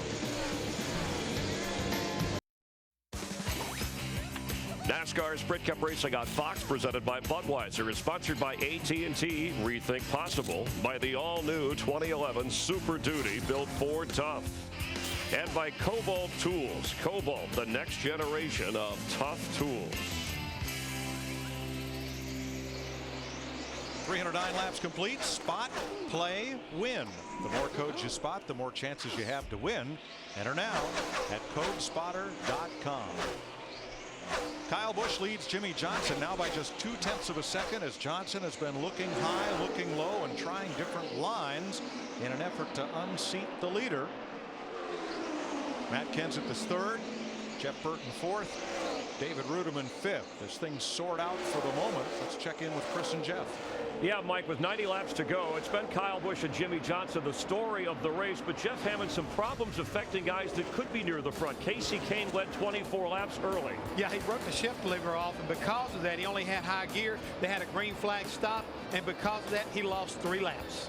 And not a factor, even though he started on the front row. Now, Kyle Busch did lead laps early, but had some problems himself communicating. Yeah, he could not hear anything from the crew when he was sitting there trying to say, if you can hear me, wave your arms. But here's a guy that's been fast all day. A.J. Allmendinger had a problem on pit road with the right rear, cost him a lap. He finally got back in the race. Dale Earnhardt Jr. never really in contention, went 7 laps down with a steering problem. Yeah, they got the car repaired. He's back out. But here's one of our latest casualties. Jamie McMurray broke a rear track bar mount, had to go to the garage area. He has now returned to the battle. He's 32nd. And Clint Boyer with the jack connected to the car. This is not supposed to happen. He went in 5th, lost 7-11 spots. Yes, he did. He had a pit problem right there. He got that fixed, but now we're back to the leader right there, 18 of Kyle Busch. He's leading the way. And of course, he won in the Truck Series, the Nationwide. Now, last weekend, Denny Hamlin won, and he's currently 6th in the Nationwide and the Cup race. Could we get the sweep out of Kyle? Yeah, he didn't win the truck race, but he did win yesterday in the Nationwide Series, and he could go ahead and repeat like his teammate if he can keep Jimmie Johnson behind him, along with the likes of Matt Kenseth in the 17 car. All right, but Joe Gibbs Racing has won 4 of the last 6 races, and there's your Kyle Busch contribution. Jimmie Johnson, though, won 3 of the first 5 races, and there's your Hendrick Motorsports rep. Yeah, but the key thing right now could all come down to pit road, Chris. Coming down, we still got one more pit stop at least to go before the end of this race, and whoever beats who off of pit road, that could be the deciding factor. And we've already seen some unusual problems involving cars, pit stops, and particular drivers. To vote for the fastest pit crew, delivered by AT&T, text yours to 2258, the nation's fastest 3G network. And every week, we compare notes with Jeff. And Jeff, looks like you have Jimmie Johnson, Kyle Busch, Jeff Burton. Those guys right now have been performing on pit road all day long. And again, it may come down to these guys who winds up winning this race today. And that is your AT&T race break. Let's rejoin Darrell, Larry, and Mike. Thanks, Chris. Jimmie Johnson hunting the lead. Kyle Busch trying to sweep the Nationwide and the Cup Series race, something that's only been done here once at Dover. Harry Gant, 1991. I know a lot of tough guys. I've seen them race through my career. But when you say you can run a truck race on Friday, a Nationwide race on Saturday, and come back here and run 400 laps and lead this thing on Sunday, you are Superman in my book. And chances are, if he could find a late model race to race tomorrow, he'd be there running it somewhere. Probably will there. Kyle Busch has now led this weekend almost 400 laps, over 400 laps total. We're not going any faster. They're just going slower. I think his radio just come unplugged. Got me? Yep. Welcome back. Welcome to the party, huh, Rod? Yeah, the party's up there, not here. The lever's gone. Got one on the right rear. Go back to the right rear. Get a lug nut. Get ready. Let the jack down. Go, go, go, go, go. Fight it off. It's okay. We'll get this back. That's your Budweiser Radio remix as we're 74 laps to go at Dover International Speedway. JP Montoya back in the race, as is Jamie McMurray. Both Ganassi cars back running. And the front five looks just about like it did. Kyle Busch ahead of Jimmie Johnson as they both have been working a lot of race traffic. Matt Kenseth, the 2.5 back. Burton 1.7 off the lead, and David Rudiman 2.7 back. You know, one of the things I never second guess Chad Knaus by any means, but the 18 has been working on his car every pit stop, trying to make it better, trying to make it better. I'm not sure if Chad and Jimmy maybe have been happy with their car and been afraid to adjust on it, but I think they can see now if they're going to get back up there and take the lead away from this 18, they may have to adjust on her one more time when they come to pit road. Well, let's see who's quick. Let's have a look at speeds as they cross the line.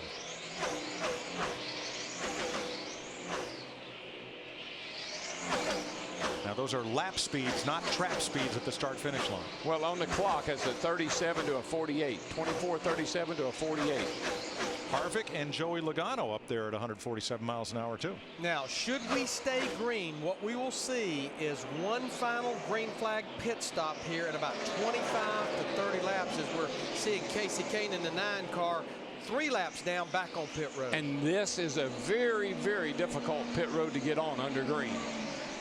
Yeah, I think we've already seen that. It's a lot like the pit road at Darlington. Exactly, Larry. Hard to get down and get on the pit road and not speed. Kane was the outside pole sitter. So here's your leader. Your second leader, Kyle Busch. Second place, Jimmie Johnson. Toyota Chevrolet nose to tail. The first Ford in the race is Matt Kenseth, who came from 21st starting position and runs in third. Jeff Burton having another chance to be in contention to win. He's come from 17th up to the 4th place. And David Rudiman began the day in 13th. He's within striking distance in the top 5. Got a lead. Jimmie Johnson got a great run off turn 4 that time. Kyle got hung up behind the 78 car and opened the door for Jimmy to get there, but I don't believe he can make the pass on that 18 right now. Just as we've seen all day long, Kyle Busch keeps that thing up about a groove on the exit of the corner, and he keeps her wound up. Now he brings it back to the bottom, pulls Jimmie Johnson in the 48 by about a car length. Yeah, Regan Smith was in Kyle's way when he came off turn 4 in the 78 car. Cost him a little momentum, and Jimmy almost was able to take advantage of it.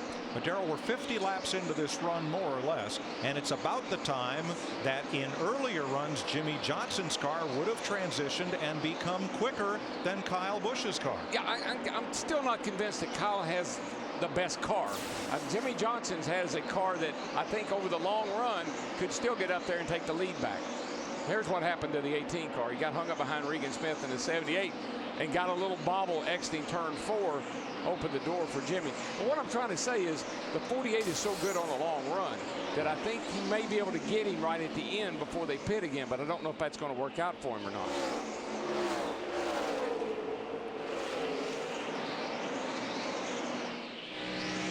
Here's Denny Hamlin. He's the 6th place car, 4.7 seconds off the lead. What a great month of May he's had so far. And there's our point leader, Kevin Harvick. And this group started back in the 30th position. They almost went a lap down. We got a caution earlier in the race, and now they've worked their way back in the top 10. One of the reasons this group that they've had the points lead. Carl Edwards did go a lap down early. He got the free pass on the second caution, got back into contention. He's the second Ford in the race, 3rd overall. And Mike, you talked about it in the pre-race. His teammate Greg Biffle in the 16 car back there in the 9th. That's 3 Roush Fenway cars in the top 10. We have not seen that a lot in 2010. Biffle 7.5 seconds off the lead. In 10th place will be Tony Stewart. He is 10 seconds back in his Chevrolet. Not the kind of run Tony would like to have, but based on his last 6 races, they'd love to come out of here with a top 10 finish. It's been a while. How about our pole sitter, Darrell? not a bad day, you know. I mean, MWR cars are running pretty good today. You got Ruderman running 5th, and certainly sitting here in 11th place for our pole sitter today. Not what he would like to have done, but still not a bad day. Casey Kane on new tires goes around Truex. Right behind Truex, Joey Logano in 12th. Now Jeff Gordon, the 24 car, back in the 13th position, started in 15th. We got the report from Chris Devoda that back on the caution at lap 163, they pulled 2 rubbers out of the left rear. Then they put them back in. Steve Letarte told Jeff Gordon, you've got what you've got now. We can't take the time to adjust on that again. Brian Newman, 14th. Seems like Newman's Army car has been skirmishing with just about everybody in the field at one time or another. There's been a little contact here and there. And behind Newman, Mark Martin took advantage of the free pass on the most recent caution at lap 287 to get back on the lead lap. And I know about 3 or 4 races that I can remember. Mark will be running about 15. Get a late caution, get a couple of green white checkers, he ends up in the top 5. Yeah, it's been several races he got that lap down and got the free pass. A.J. Allmendinger started up front and in 8th spot. Got within a car length of the lead, and then things started to come undone, starting with the loose lug nut on the right rear. Allmendinger's been battling back. They told him to race out of the pits. He's pitted right now near the end of pit road, but somehow he got caught exiting too fast. He's still trying to overcome that. He's in 16th. And the last car in the lead lap with similar problems is Clint Boyer, who dragged the jack out of the pits and is 17th. When you get back up front, just remember, that 18 car, he never rests. He's wide open all the time. Now that 48 guy, he might be playing a little cat and mouse game like he did at Vegas. 59 laps to go in the Autism Speaks 400, presented by Hershey's Milk and Milkshakes. NASCAR Sprint Cup Racing on Fox, presented by Budweiser, is sponsored by Napa. Napa Know-How. By Subway Restaurants, try the newest $5 footlong orchard chicken salad. And by Sprint, proud sponsor of the NASCAR Sprint Cup Series. Sprint brings you an inside look at what's happening now inside the NASCAR Sprint Cup Series. As you have a look at Dover International Speedway from Highway 1. Casey Kane, no speeding penalty there. Fastest lap of the race for the Budweiser Ford. And the biggest mover up 23 spots from where he started the day. That would be our Sprint Cup point leader, Kevin Harvick. For more, go to sprint.com/speed. Come out the garage. It's broke again. Yeah, it's broke again. You can see that rear end, how it's moved over to the left there, and he's broken that track bar again. That is a hard item to try to fix in the garage area during a race. Very hard. Our leader is Kyle Busch. Jimmie Johnson is right on him for the lead. Kyle won here in 2008, but the last 3 Dover races he's finished last, 23rd, and 31st.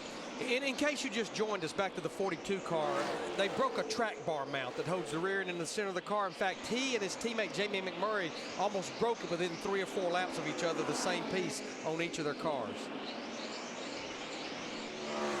I can't make up my mind, obviously. Is Jimmie Johnson playing a little game here with Kyle Busch, trying to lull him into a comfort zone that he really doesn't have? Or is Kyle Busch that much better on this run than Jimmie was?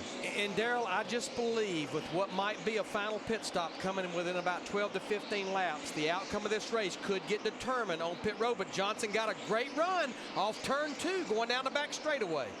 That's why I couldn't never decide. Was Jimmie really trying 100%? Or was he just sitting there following the 18, letting the 18 kind of think he had everything under control? Very nice work, man. New leader, 48. You called it, Darrell. Late in the run, Johnson would go back to the lead so that he can come down pit road ahead of Kyle Busch when they make what should be their final stop. Well, let's assume it was green flag. Right. What the 18 can't do is let that 48 gap him very far. Because even though the 18's better on a restart on fresh tires, coming out of the pits even, he won't be able to catch him back in time. Jimmie Johnson swept the Dover races last year. He started 8th in the spring, started pole in the fall, and of the total 800 laps, led nearly 3/4 of them. Well, he got trapped behind. He got trapped behind Vickers in that 83 car. But Kyle is being really, really He's being really nice to Jimmie now. He's actually, you know, he knows Jimmie's a little quicker at this point. He's giving him the line to make the pass. That, when we talk about a new Kyle Busch, that's a new Kyle Busch. He wouldn't have done that a year ago. Damaged cars of Kurt Busch and Dale Earnhardt Jr. back to pit road, both laps down. As we continue to follow this battle for the lead, they're going to lap past the Brian Vickers car, driven this week by Casey Mears.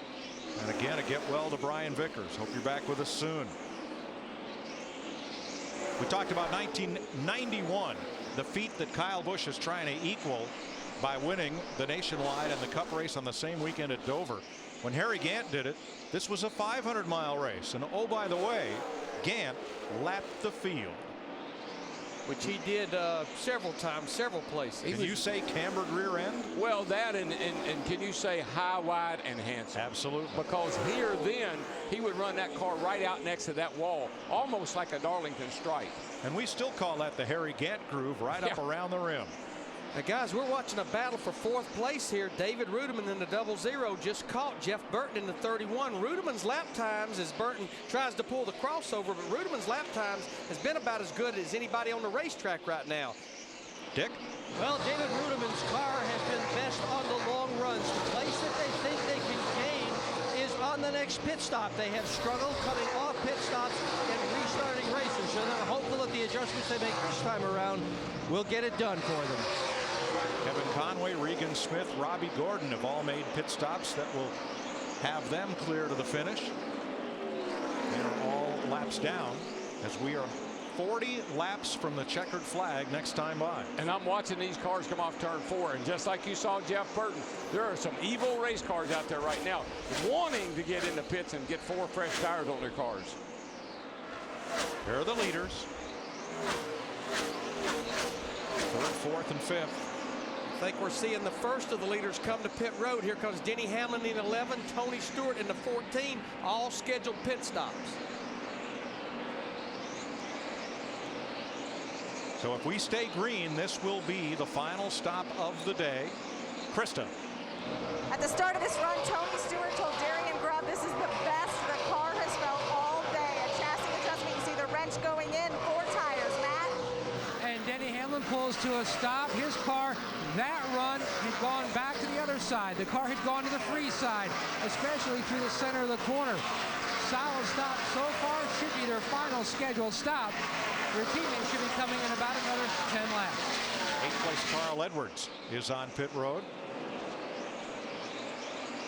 And again, scheduled pit stops among the leaders. Greg Biffle also coming in. Matt? And since the leaders are starting to hit pit road, Mike, the 99 of Carl Edwards coming in a little earlier than they had originally scheduled. They were talking about 367. His car way free as well on that run. Dick. Kenseth has heard that the number 17 is to be brought to pit road on this occasion. He said the car is just about perfectly balanced. The 16 has just made its stop. Bernsey. Well, Dick, Jimmie Johnson comes onto pit road for what could be the last pit stop. This is where the tire changers Mike Lingerfeld and Jeremy West earn their money. Could this be a championship stop? Chassis adjustment, tires also for Jimmie Johnson, Matt. And they only need 1 can of fuel. They're going to go 4 tires. That was a call by Kyle Busch. Chassis adjustment also completed by the 18. As Mike mentioned, like in a rebound here, it's going to be a great battle off pit road. The 48-18 side by side as the 39 hits his box. Boy, when the leaders came in, everybody came to pit road. But look how Kyle Busch accelerated before that 48 car. It looks like he's going to leave pit road with the lead. Krista. Jeff Burton also in this a little bit earlier. They had planned to come in about 372. They came in to get their 4 tire stops. Execution for the 31. Jeff Gordon, Mark Martin, and David Rudiman are in. Now, Darrell with 36 laps to go based on that last run, but it may not matter. The 48 fast car exiting Jimmie Johnson. That's huge. Yes, it is. Yes, it is. And you're going to see him come right to pit road right now. It'll be a drive-through penalty. He won't have to stop. He just has to drive down pit road at 45 miles an hour. Now he's trapped by the 1 car of McMurray. He'll have to follow Jamie Mack onto pit road. Boy. And that's double costly. It just all came apart. And you know that last pit stop is the one with the most pressure most intense that you're going to have all day. On the crew and on the driver. Yeah, both. Now on the left of your screen, Kyle Busch trying to lap A.J. Allmendinger, who's just made his final stop. And the pass-through penalty for Johnson. He's going 45 to his left. Everybody's going 145 plus. Well, and he just went a lap down to leader Kyle Busch. Here's a replay of it. I think what you'll see when he sees the 18 car right here, not sure if that's where the speeding was or not. And Mike, actually, and you can see the 18 responding to that because they know that's their closest competition. Pit road speed is actually 35 miles an hour, but they give them up to 40. We're told it was the third section from the far end of pit road when Jimmie was accelerating hard, getting out of his pit. That's where the violation occurred, and it's timed electronically. There's no subjectivity involved. That's where the 18 car was. Right when he came out, Jimmie saw it was going to be close. He gassed it a little too much. So Kyle Busch is your leader. Jimmie Johnson caught by a rare error. Matt Kenseth is second. Denny Hamlin, Jeff Burton, David Rudem in the top 5. 32 laps to go. Next weekend, the biggest stars in NASCAR compete in a winner-take-all invitation-only event. To see who's crowned the best of the best, the NASCAR Sprint All-Star Race live from Charlotte next weekend only on Speed. And the first feature event of the night will be the Sprint Showdown, and there's a lot of drivers who are hoping for a win here, so they won't have to run that showdown. And if anybody thinks they need to do something to that All-Star race, they didn't see last year's. That was the most awesome All-Star race we've had. And there's one of the guys that either wants to do it by basically racing his way in by winning this race, sitting back in the 3rd spot, Jeff Burton in the 31. But I'm telling you, that preliminary race, I think, will be the most exciting showdown that we've ever had there at Charlotte Motor Speedway, as well as Greg Biffle in the 16, Carl Edwards in the 99. Who do you think they'll vote in, guys? Yeah, there's one spot left at the end of the field for the fan vote. Good question. There's been some intense lobbying going on. As Bill Elliott says, we'll just no have pressure. Keep digging now. You're doing good. Well, he didn't say that. He said we'll just have to wait and see. You know, guys, we've got 25 laps to go. If you go back to my FedEx Understanding the race here at Dover, our last 9 spring races, it says that normally our last caution period comes roughly with 50 laps to go. But if you look at 2010, it says we probably might have another caution. This right here is a battle for 2nd spot between Kenseth in the 17 and Burton in the 31. Well, I don't want to beat a dead horse to death, but let me just say this. For 2 or 3 weeks now, I've been saying you cannot beat yourself. Jimmie Johnson just beat himself. Last week, Jeff Gordon and Jeff Burton probably beat themselves. You can't make those kind of errors and win races. No, not when you have 13 drivers on the lead lap, most of whom have run error-free races and stayed in contention the whole time. And in most cases, just like Jimmie Johnson, he had a fast enough car to win this thing. He didn't need to speed on pit road. No. Last week, Jeff Gordon didn't need to miss pit road entrance. He had a fast car. So taking fast cars and costing yourself wins. Johnson is 17th, a lap down, and not even close to being in contention for the free pass if we get a caution. So the best race on track right now is this one for 2nd place, and Denny Hamlin is closing up on Kenseth and Burton as they battle. Well, Denny Hamlin in that 11 car is closing up, and David Rudem in the 00 car is not that far behind. Is right now Kyle Busch is a little over 5 seconds in front of Matt Kenseth in that 17 car. See that 37 that they're lapping past? Give Kevin Conway a call. He's battered that car today, but he has been running at the finish of every Sprint Cup race this year except one. He's done a great job, but I just want to say something about Kyle Busch. Yesterday I heard an interview he did. He said, if I win the race on Sunday, I'm going to be so mad about what happened on Thursday. He's thinking about the race he lost on Thursday. Not the one he won yesterday or not today. It was that one he lost on Thursday. It's going to make him mad. He is 5 seconds up on Burton and Kenseth with 20 to go. Burton, the new 2nd place car. And Jeff Burton is quicker than Kyle Busch. It's only by hundredths right now. And 5 seconds is a lot of deficit to a race in 20 laps. But if there's anybody that's more expectant to get to victory lane in this series, no, it's Jeff Burton. Yeah, right now, depending on when they catch traffic, he pretty much mirrors the times of Kyle Busch. Right now, he's about 5 seconds behind with 19 laps to go. But the 18 car is definitely starting to catch a lot of heavy traffic. All right, here comes Kyle off turn 4 now. Let's just get a mark about where Jeff Burton is. Here comes Kyle. He's at the line now. Burton is coming.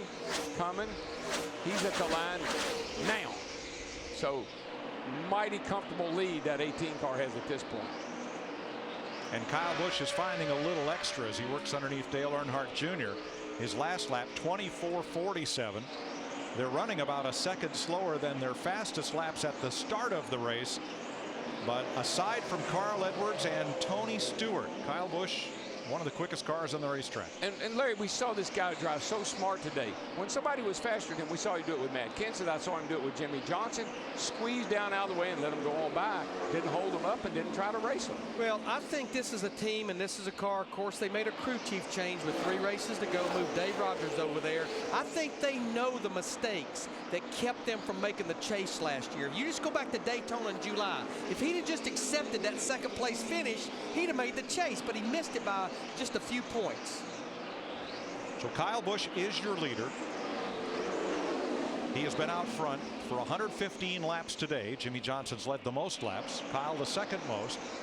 And as Darrell just showed you, he's got a 5.1 second lead on the black and yellow number 31 of Jeff Burton. Whoa, when Burton is trying hard, you just see that as he comes off turn 4. He got that thing hung out.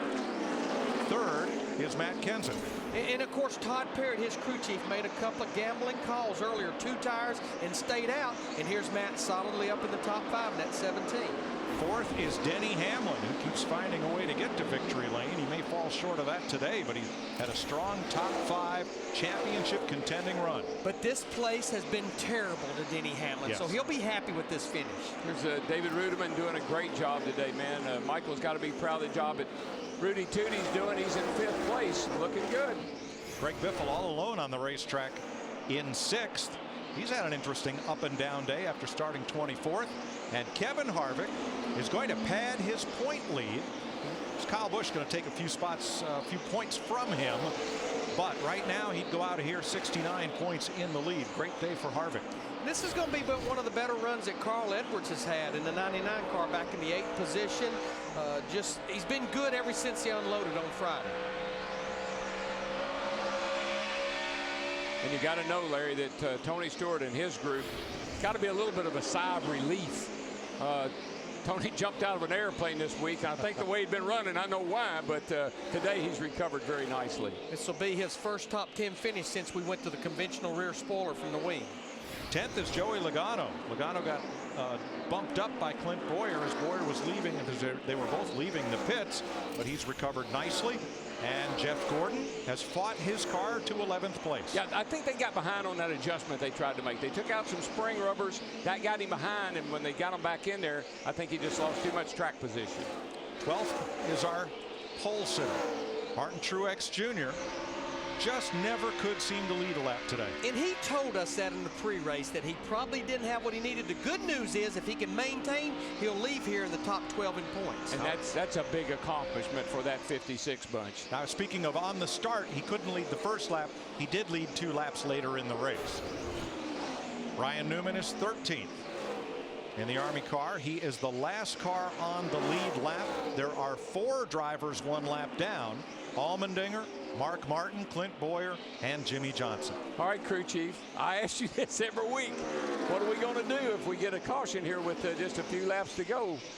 Well, I can promise you there's a lot of calculating going on down there right now. If I'm that 18 car right there, if I'm probably Jeff Burton or Matt Kenseth, do you understand the words stay out? I do.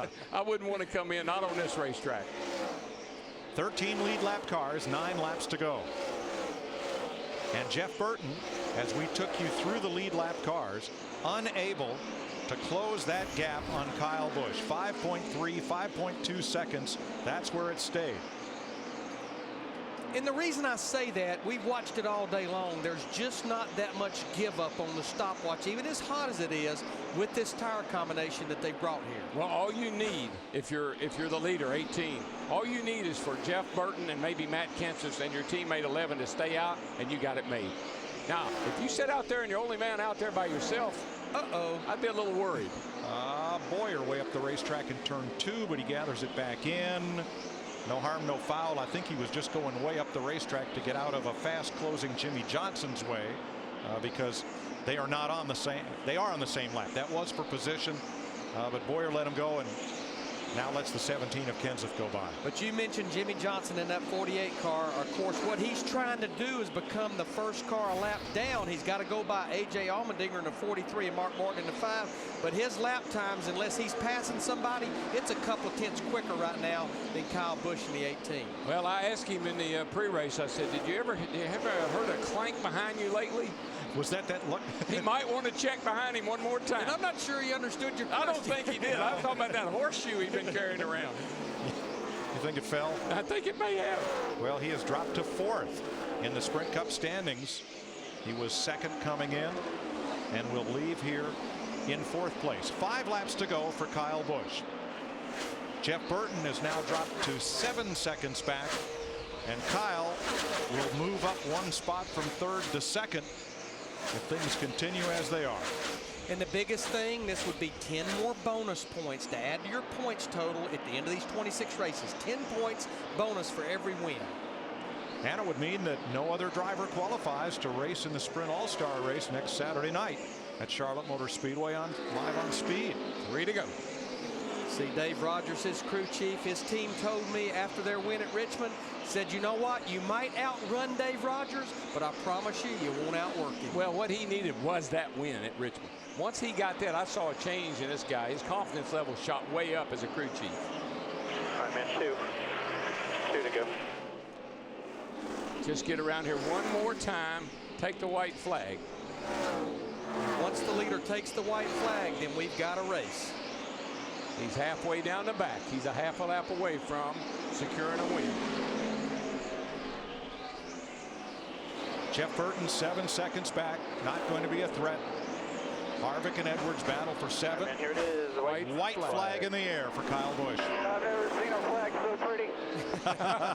He's got to be dying in there, man. He's got to be exhausted. He's got to be. Kenseth 8 seconds back. Hamlin 8.5, Reutemann 9. He unplugged his radio, plugged it back in, got back in communication with the crew. Beautifully done, guys.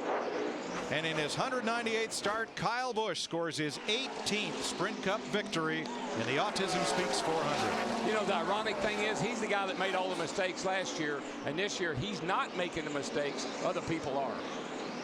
Burton 2nd, Kenseth 3rd, Hamlin 4th, Reutemann, Biffle, Harvick, Edwards, Stewart, and Logano, the top 10.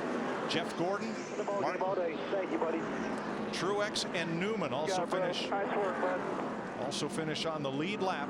Allmendinger a lap down with Mark Martin, Jimmie Johnson, and Clint Boyer. And we did not think it was going to be a game changer, but Joe Gibbs Racing now, they've won 5 of the 7 races with this new rear spoiler that was put on after Bristol.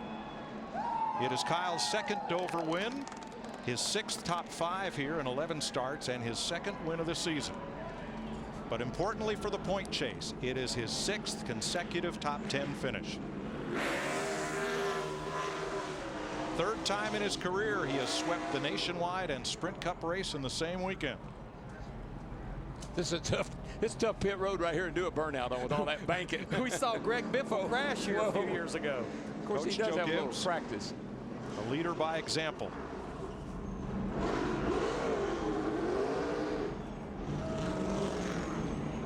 It's the 5th win for Joe Gibbs Racing at Dover. In NASCAR's 3 National Series, Kyle Busch led a total of 494 laps this weekend and picks up 2 checkered flags. Unbelievable. And he's mad about that race on Thursday. Because he had that one won. Oh, he had it won. I mean, it was a piece of cake. I think we'll see the normal little bow. I love it when you get out of there. All that smoke. Give me that flag. We'll be back with more at Dover International Speedway, where Kyle Busch has won the Autism Speaks 400.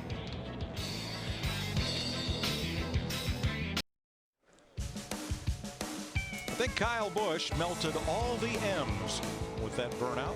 I say smoke him if you got him. And he did.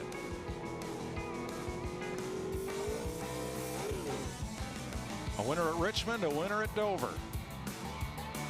Kyle Busch shows he will contend for the chase. He will leave here second in the Sprint Cup standings, down to Matt Yoakum in victory lane.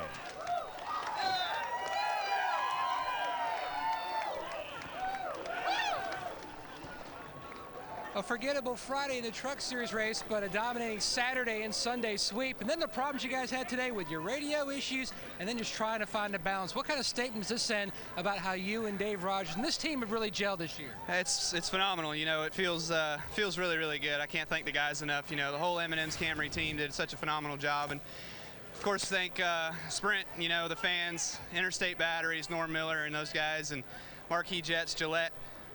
Again, Toyota and M&M's. I mean, we just can't say enough about all the people behind us. And you know, it's fortunate for us to be in this position, and Dave Rogers working as hard as he does, man.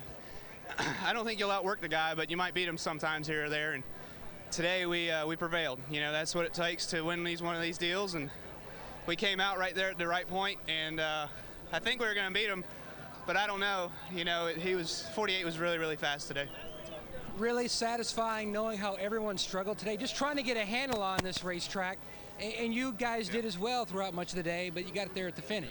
We did, man. We struggled a lot. You know, we were just so loose. I guess it's a good thing I could drive a loose race car so I can hang on to it that long, but I'm like, come on, man, tighten it up, let's go. No, Dave did a phenomenal job. You know, he kept me going and kept my head in the game, and just being able to keep working on the car, trying to make it better. You know, we weren't the best in the beginning, but we were definitely a top 4 car today, and then we worked on it there at the end, and about lap, I don't know, 250, 260, we really started coming on. So, you know, it's just a testament to these guys and what all they do. Awesome stops on pit road. I think they won the race for us today, and, you know, it was just a great effort by everybody. Congratulations. Yeah, you got it, man. Thanks. Another sweep in the record books for Kyle Busch. Thanks, Matt. Not a dominating day. Jimmie Johnson led the most laps, but Darrell, what impressed me was that every single pit stop relative to the competition, that 18 got better, better, and better. Yeah, well, what's impressing me, or actually depressing some people, is the mistakes that these veterans keep making. You know, on pit road mostly, spinning their tires on restarts. There's so many little things that are keeping Jeff Gordon, Jeff Burton, and now Jimmie Johnson from winning races. That's agonizing, man.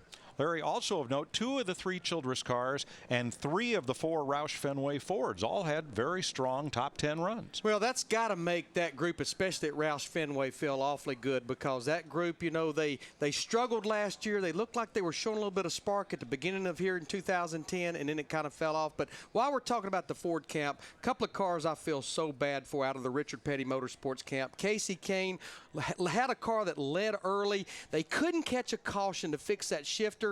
We knew it was going to be trouble if he had to make a green flag pit stop, and of course he went 3 laps down. And A.J. Allmendinger, 2 mistakes on pit road with a lug nut and then speeding. Looked like that kid was right there just poised to contend for his first win here today. Could we take up a collection or maybe write letters to Richard Petty or to Best Buy or whoever it takes to keep that scheme on the 43 all year? Didn't that look terrific? That may have been what the deal was here at Dover. There's magic in it, I can tell you that. Yes, there is. But as Darrell said, you can't beat yourself. A.J. Allmendinger's pit crew had that problem with the lug nut that was their undoing, and Jimmie Johnson also had a tough day on pit road. I think Steve Burns caught up with Jimmie. Well, Jimmie, I heard you say on the cool-down lap that you got a really good launch coming out of the pits. Did you have any idea where exactly they caught you? From Chad telling me on the radio, I guess the segment after our pit box. And I've been leaving our pit box hard as I could each time, and there's some cues there from the spotter, and that we've kind of calculated where we need to check up to be doing the right thing. And evidently, I just got out of the pits much better than I had any other time. And because we got to my mark, I heard from my spotter, saw my lights, and I was conservative. I didn't want to make a mistake at the end, and I saw Kyle was going to beat me, so I just kind of gave up that final segment off pit road, and I got nailed. So evidently, like I said, we must have launched much better than before off of pit road. And just disappointing, you know, to have the day end up like that. But great race car. I can't complain about our pit stops, how fast the car was. You know, we definitely had stuff working today. Jimmie, I know you didn't get a chance to battle for the win, and that's ultimately why you guys race every week. But Are you encouraged by the way that you guys ran? You talked about having a good race car. Yeah, without a doubt. I mean, when I look back at the last few races, I know the results aren't what we want, but you know, we were competitive at some of the tracks. We had bad luck at some other tracks. Today we led a lot of laps and ran up front. So you know, it's a long season. There are tracks that are good for race teams, tracks that are good for race teams or bad for race teams. We knew coming here this would be a good one. We feel that next week in Charlotte it's going to be another good one for the 48 team, and hopefully we don't you know, leave a trophy behind there.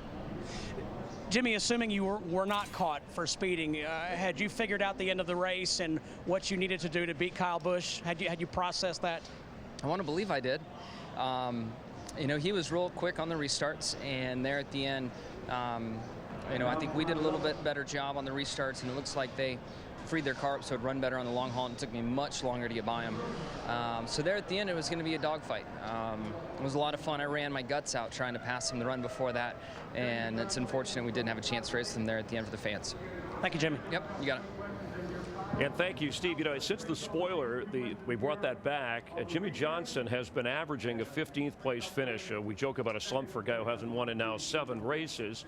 But the competitor, certainly Joe Gibbs Racing, has dominated, winning 5 of the last 7. Well, I'm going to say a little bit like this. Jimmie Johnson ran well enough today to win this race. I know Kyle Busch wound up going to victory lane, and definitely Joe Gibbs has got their act together when it comes to this combination. But I really feel like that if it had come down to the head-to-head battle, we were going to be in for really a treat, because Jimmie Johnson clearly had the best car today. That's what we expect out of him.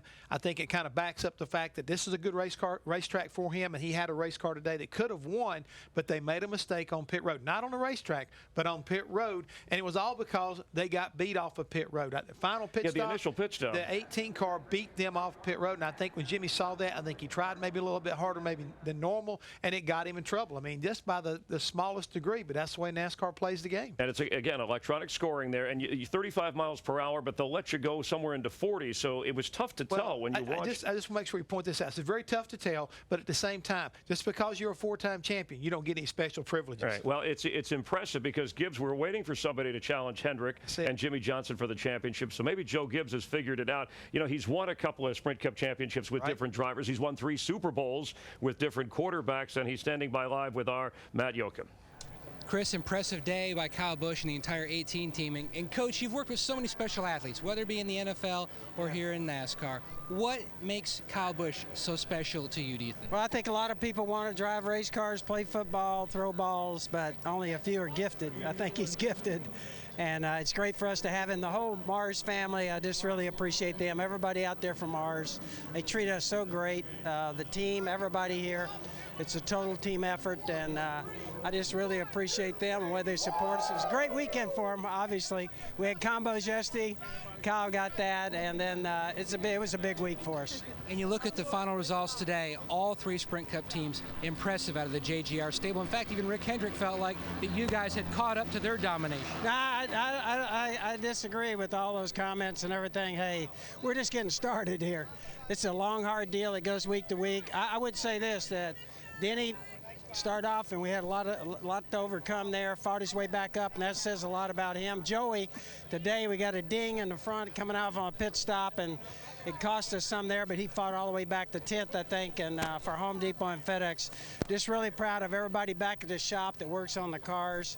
It's a total team effort at our place. I really appreciate everybody, and we enjoy these because you don't get many of them. It's a team effort, but they're not team members. They're family members at JGR. Chris? All right, thanks very much. Referring Rick Hendrick, and Darrell mentioned it in the broadcast, that, hey, maybe Joe Gibbs Racing has not only caught us but passed us, Hendrick Motorsports, and Joe Gibbs is wise enough. When it comes championship time, that's when we've seen Jimmie Johnson or Hendrick. Again, they've won 9 out of the last 15 championships, but it's nice to have, this is 1/3 of the way through the season now, a serious threat. We thought it might be Denny Hamlin, but Kyle Busch says, hey, I belong up there too. I think we got to look at it Gibbs across the board. One of these 2 teams, or both of them, will be definitely a contender. But I think when you look at today's finish, what kind of surprises you, look and see where the highest finishing Hendrick car is. If you want to consider Tony Stewart part of the Hendrick camp, I mean, he's way back down in 9th position. So, I mean, even Jeff Gordon, Jimmie Johnson, they didn't have the results that they were looking for, even though Jimmie ran well. As a whole, he was the best of the Hendrick cars today. Meanwhile, Kevin Harvick remains the points leader, and even though he didn't start,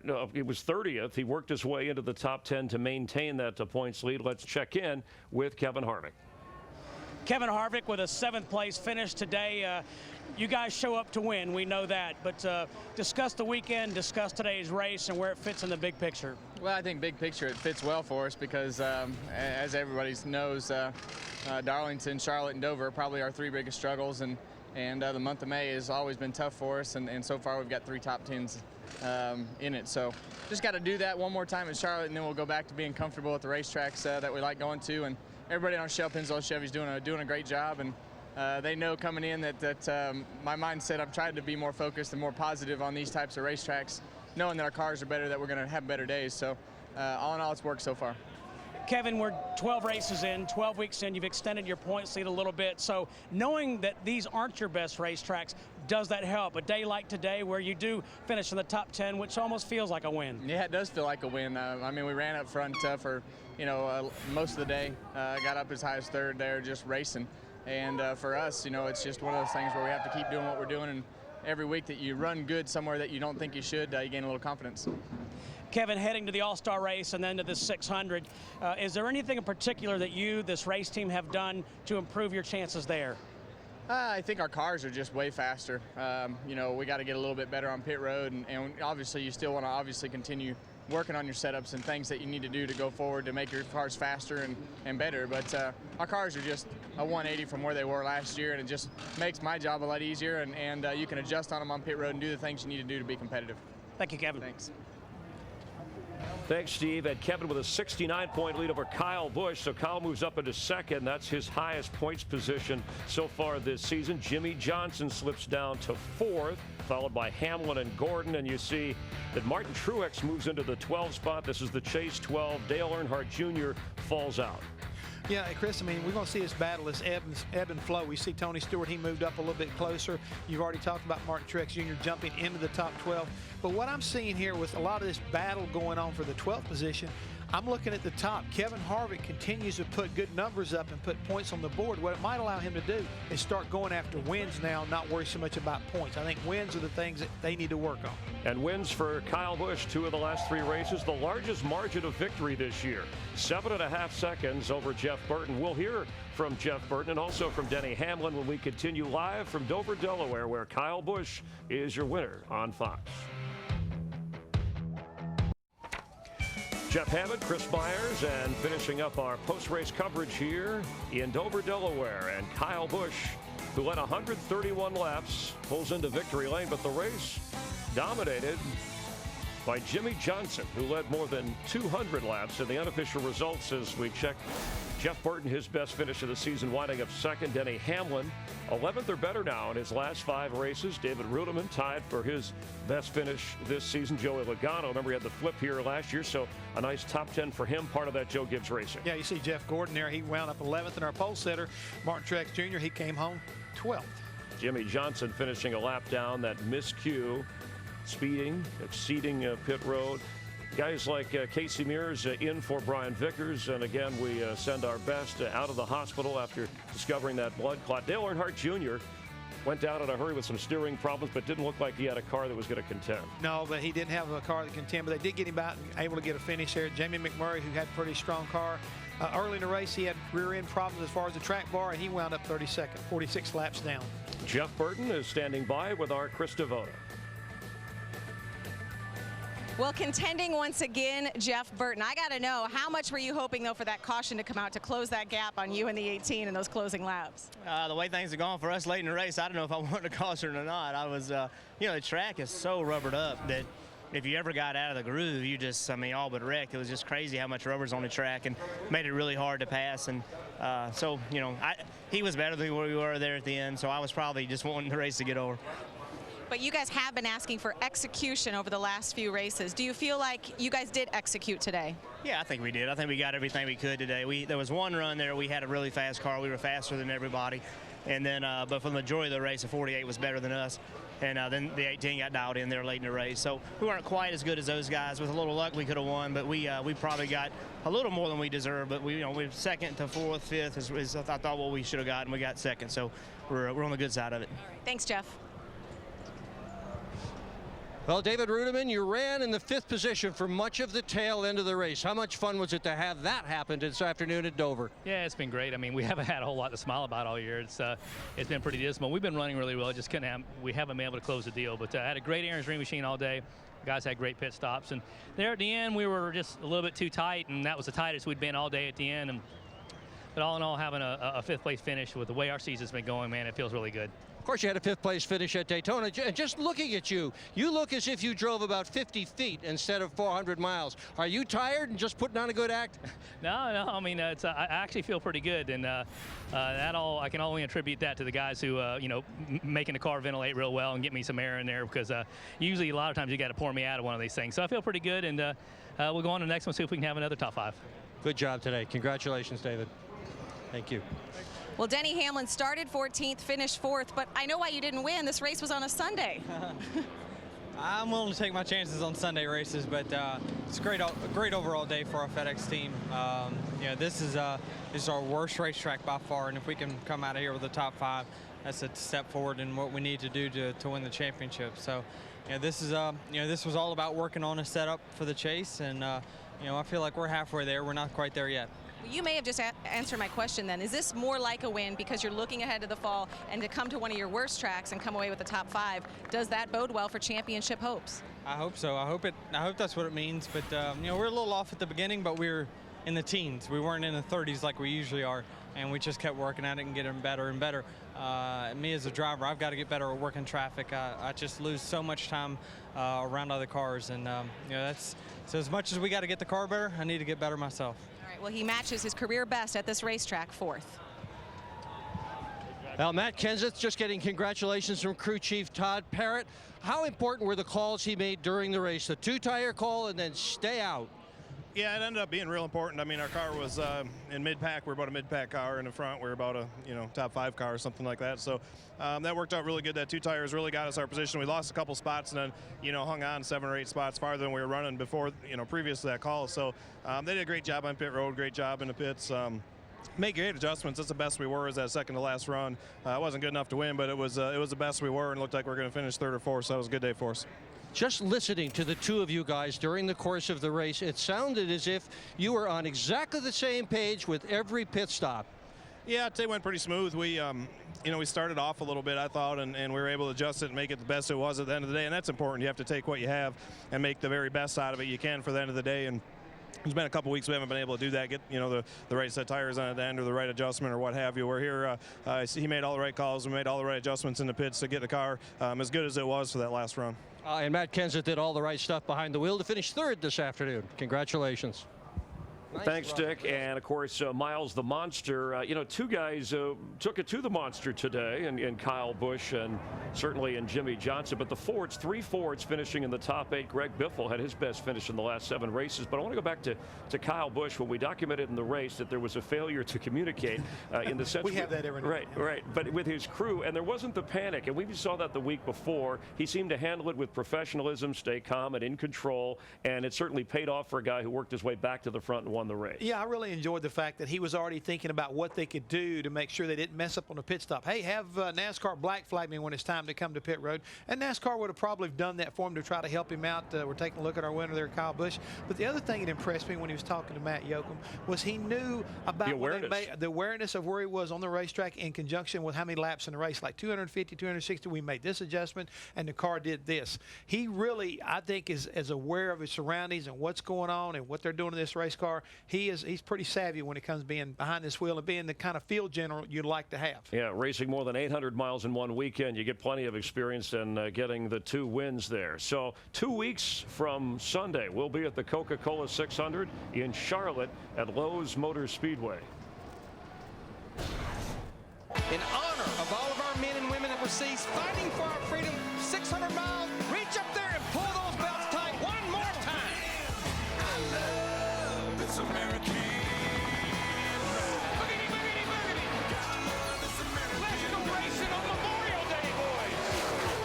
Coca-Cola 600.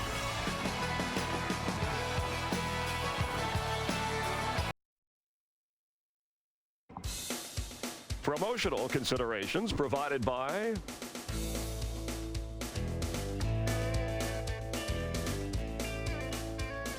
Leader of the most laps has won just 3 of 12 races this year.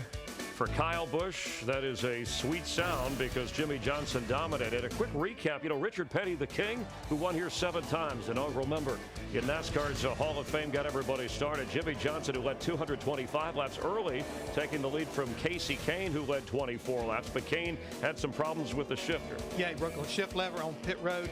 Lost 3 laps because of making the change. Never was a factor. And Kyle Busch, you addressed moments ago, Jeff, the communication problem with his team, but stayed calm. They were trying to say, just hang in there, we'll work through things. Kyle then took the lead from Jimmie Johnson at lap 233. Now, Clint Boyer, when they say hit the road jack, they don't mean to take the jack with you. No, he actually brought a jack off of pit road, which is illegal, had to go back to pit road. Lost 10 spots, more problems. Jimmie Johnson, this may have cost him the race, speeding, leaving pit road. Yeah, he got caught right in this section here. I think he saw 18 beating him out, and in the end, 18, he prevailed.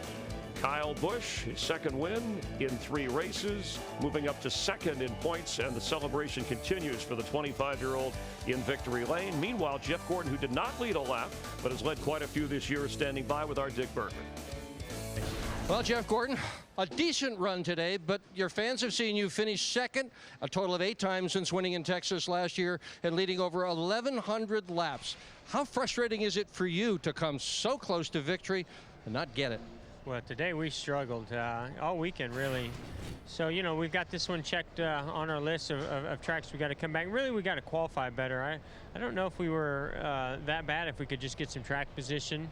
We just weren't very good in traffic, and so it was certainly a great team effort by our DuPont Chevrolet because we weren't real happy out there, running in the back like that. It just goes to show, when the car's fast and we've been running the way we've been running, life's a whole lot easier.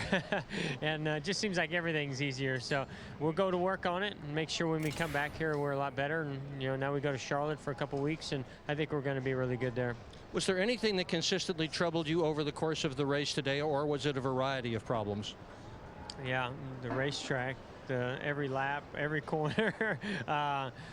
We just we would take off there and struggle on new tires. Then it would come in really good, and thought, all right, here we go. We're going to go to the front. We'd catch somebody and just stop. It just seemed like it was really hard to pass today. And you got to be careful what you wish for. We've been trying to talk Goodyear into laying rubber down the track, and it laid so much rubber down that it actually made for new challenges where it's kind of a single groove racetrack. So it was challenging and tough for everybody, but we're glad to stay on the lead lap and at least come out here with a decent finish. And now 2 weekends in a row off to Charlotte, one of his very best racetracks. Thanks, Dick. So Jeff Gordon has led 709 laps this year. That's the most of any driver. Still no wins, hanging in there in points. But even the sound of his voice, he sounds a little, disheartened, if we can word it that way. I think he's probably a little bit disenchanted because they didn't perform like I think he expected here in DuPont's backyard. I mean, I think that's the big thing. There's a lot of rumors about DuPont possibly, going away from Jeff Gordon or not being as prominent. I think all those things combined, he wanted to come in here and show these folks, you need to stick with me because I'm good as I've ever been. And I think today it just didn't quite work out that way. There's a track he's won. Jimmie Johnson has won here, but it was Kyle Busch's day. Coming up on Fox, The Simpsons, followed by The Simpsons, The Cleveland Show, Family Guy, and American Dad. And then on Saturday, we have kind of a soccer-baseball doubleheader, and it's baseball under the lights prime time. Among the games, Yankees, Mets, some will see Red Sox, Phillies, Tigers, Dodgers, as well as the Cubs, Rangers. Note that primetime special start time at 7 Eastern, 4 Pacific for Saturday. Major League Baseball and the All-Star race in Charlotte under the lights. You'll see that on Speed. And again, 2 weeks from today is the Coca-Cola 600. That All-Star race, the way I'm looking at it right now, Chris, it's either cash or crash. And the Monster Mile, Kyle Busch, some think he acts like a monster sometimes with all that driving talent. It's good to have kind of a bad boy do well, as Kyle Busch did today here at the Monster Mile. Gentlemen, starts your engine. 20 leaders, 8 different lead changes. We only had 5 cautions. The points leader, Kevin Harvick, wound up 7th. And Kyle Busch, the winner in victory lane. For Jeff Hamlin, I'm Chris Myers, our entire NASCAR on Fox crew. We thank you for watching. We'll see you on Fox 2 weeks for the Coke 600.